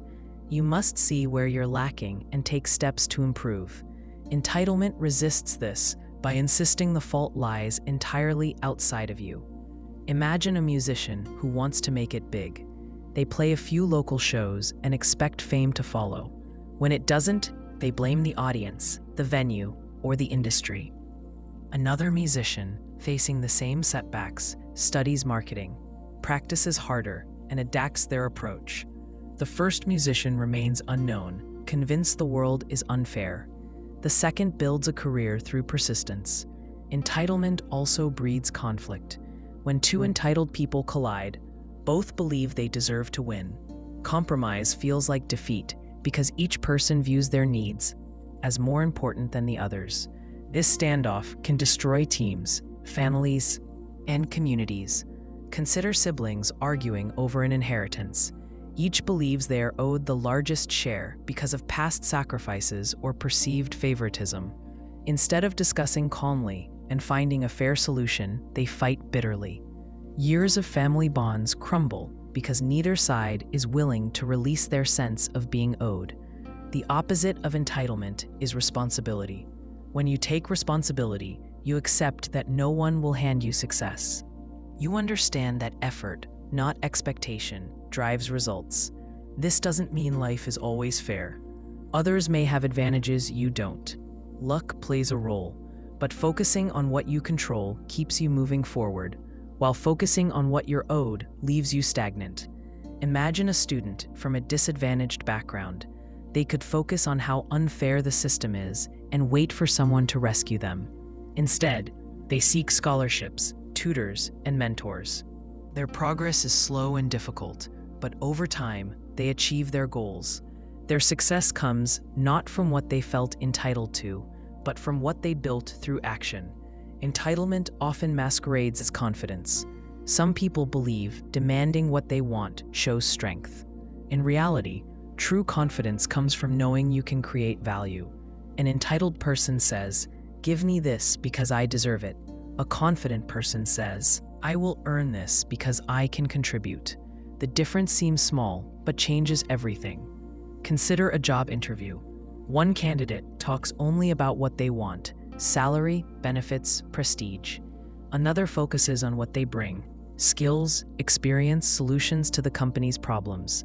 The second candidate is more likely to be hired, not because they demanded respect, but because they demonstrated value. Social media often fuels entitlement. Constant exposure to curated images of success can make people feel cheated. They see others living seemingly perfect lives and wonder why they don't have the same. This comparison creates bitterness instead of motivation. They focus on what they lack instead of what they can build. Imagine someone scrolling through photos of friends, traveling, buying homes, or starting businesses. They feel behind and resentful. Instead of setting personal goals and taking action, they stew in jealousy. Meanwhile, those same friends are busy working through their own struggles, many of which aren't visible online. The resentment serves no purpose. Entitlement can also hide in small daily moments. Expecting perfect service at a restaurant, assuming a friend should always be available, or demanding instant responses to texts, all are forms of believing others exist to meet your needs. Each instance may seem minor, but together they shape your worldview. Consider someone who grows irritated when a friend cancels plans. Instead of understanding that life happens, they feel personally wronged. Over time, this attitude pushes friends away. The person ends up isolated, convinced others are selfish, never realizing their own entitlement caused the distance. Progress requires humility. You must admit that nothing is guaranteed. Every achievement is earned through effort, persistence, and learning. When you let go of entitlement, you open yourself to growth. You stop waiting for the perfect break and start creating your own opportunities. Imagine a young artist trying to enter a competitive industry. They could demand recognition and feel angry when it doesn't come. Instead, they study, practice, and network relentlessly. They face rejection but keep improving. Years later, they achieve success. From the outside, it may look like luck. In reality, it was discipline, patience, and a refusal to believe the world owed them anything. When you accept that nobody owes you, you gain control. The world may not always be fair, but your actions are yours to choose. Each step forward is proof that progress comes not from entitlement, but from work done with clear eyes and steady hands. Regret hurts more than failure. Failure stings in the moment, but it fades with time. Regret lingers, haunting you with questions you can never answer. It whispers, "What if you had tried?" And there is no way to silence it because you'll never know what could have been. Trying and failing gives you closure. Not trying leaves you stuck in a loop of wondering. Imagine someone who has always dreamed of starting a small business. They spend years talking about it, making plans in their head, and saying, "Someday." They fear losing money or looking foolish, so they keep waiting for the perfect moment. That moment never comes. Decades later, they look back and realize they never even tried. They don't know if they would have succeeded or failed. That uncertainty becomes a heavy weight they carry for the rest of their life. Failure, on the other hand, gives you clarity. When you take action, you gain information. If you fail, you learn why. You can adjust, try again, or move on, knowing you gave it everything. The pain is sharp but clean. You face reality instead of fantasy. Regret, by contrast, festers like an open wound because it has no resolution. Consider someone who asks a person out on a date and gets rejected. It hurts, but at least they know where they stand. Now imagine someone who never asks. They spend years replaying imagined scenarios, wondering if things could have worked out. The rejection fades quickly. The wondering lasts forever. Regret often grows out of fear. Fear convinces you to stay safe, to avoid risk, to protect yourself from failure. It tells you that waiting is wise and action is dangerous. Fear sounds reasonable, but its true cost is invisible. By protecting yourself from immediate pain, you set yourself up for long-term suffering. Imagine a young man offered a job in another city. It's a big opportunity, but it requires leaving his friends and comfort zone. Fear tells him to stay put. He decides to play it safe. Years later, he sees others who took similar opportunities thriving. He wonders what his life might have been like if he had been braver. The safety he chose turns sour as regret replaces fear. Failure also teaches resilience. Each time you fail, you build strength. You learn how to handle disappointment, adapt to new challenges, and keep moving forward. People who avoid failure never develop these skills. They may seem secure, but they are fragile inside. The first real setback they face hits them like a storm. Consider two entrepreneurs. The first launches several small projects, failing each time, but learning valuable lessons. The second waits for the perfect idea and never risks anything. Years later, the first finally builds a successful business. The second still talks about their big dream, but has nothing to show for it. The first carries a history of failures, yes, but also growth. The second carries only regret. Regret is heavy because it's tied to time. You can recover from failure. You can try again, rebuild, or take a different path. But you can't rewind and take a chance you never took. Once that window closes, it's gone. The older you get, the more you realize how finite those windows are. Imagine an athlete who dreams of competing at a high level. In their 20s, they decide to wait a few years before committing to serious training. By the time they're ready, their body isn't as capable. The chance has passed. Even if they train later, they can never fully reclaim that missed time. The regret becomes permanent. Some people believe avoiding action protects them from pain. They think, if I never try, I can never fail. But in truth, they are failing in advance. They're choosing a quiet, hidden failure over a visible one. At least with visible failure, there's a story, an attempt, an effort to be proud of. Consider someone who wants to write a book. They never start because they fear bad reviews or low sales. Decades later, they still have no book and no reviews. From the outside, they appear safe from failure. Inside, they know they failed by never trying. The emptiness of never starting is far worse than the pain of bad reviews. Regret also poisons memory. When you avoid action, you rewrite the past in your mind. The longer you wait, the bigger the missed opportunity becomes. What was once a simple choice grows into a symbol of everything you didn't do. This distortion makes the regret even sharper. Imagine someone who never told a loved one how much they cared. At first, it's just a passing thought. I'll say it next time. Then the person moves away or passes away, and next time never comes. A memory of silence becomes unbearable. The regret transforms into a permanent wound because there is no way to fix it. Taking action, even when it leads to failure, brings peace. You may not like the outcome, but you know you faced it. This peace comes from alignment. You acted according to your values instead of letting fear dictate your choices. Consider a traveler deciding whether to take a solo trip abroad. They feel nervous and unsure, but they go. The trip has challenges, missed trains, language barriers, moments of loneliness. But they also gain stories, confidence, and clarity. Later, when they think about that trip, they feel proud. If they had stayed home, they would have always wondered what they missed. Failure often carries lessons that regret never gives. When you fail, you gain experience you can use in the future. When you do nothing, you gain nothing. Regret leaves you empty-handed. Imagine two artists entering a competition. One submits their work and loses. They receive feedback, improve their skills, and try again next year. The other never submits because they fear losing.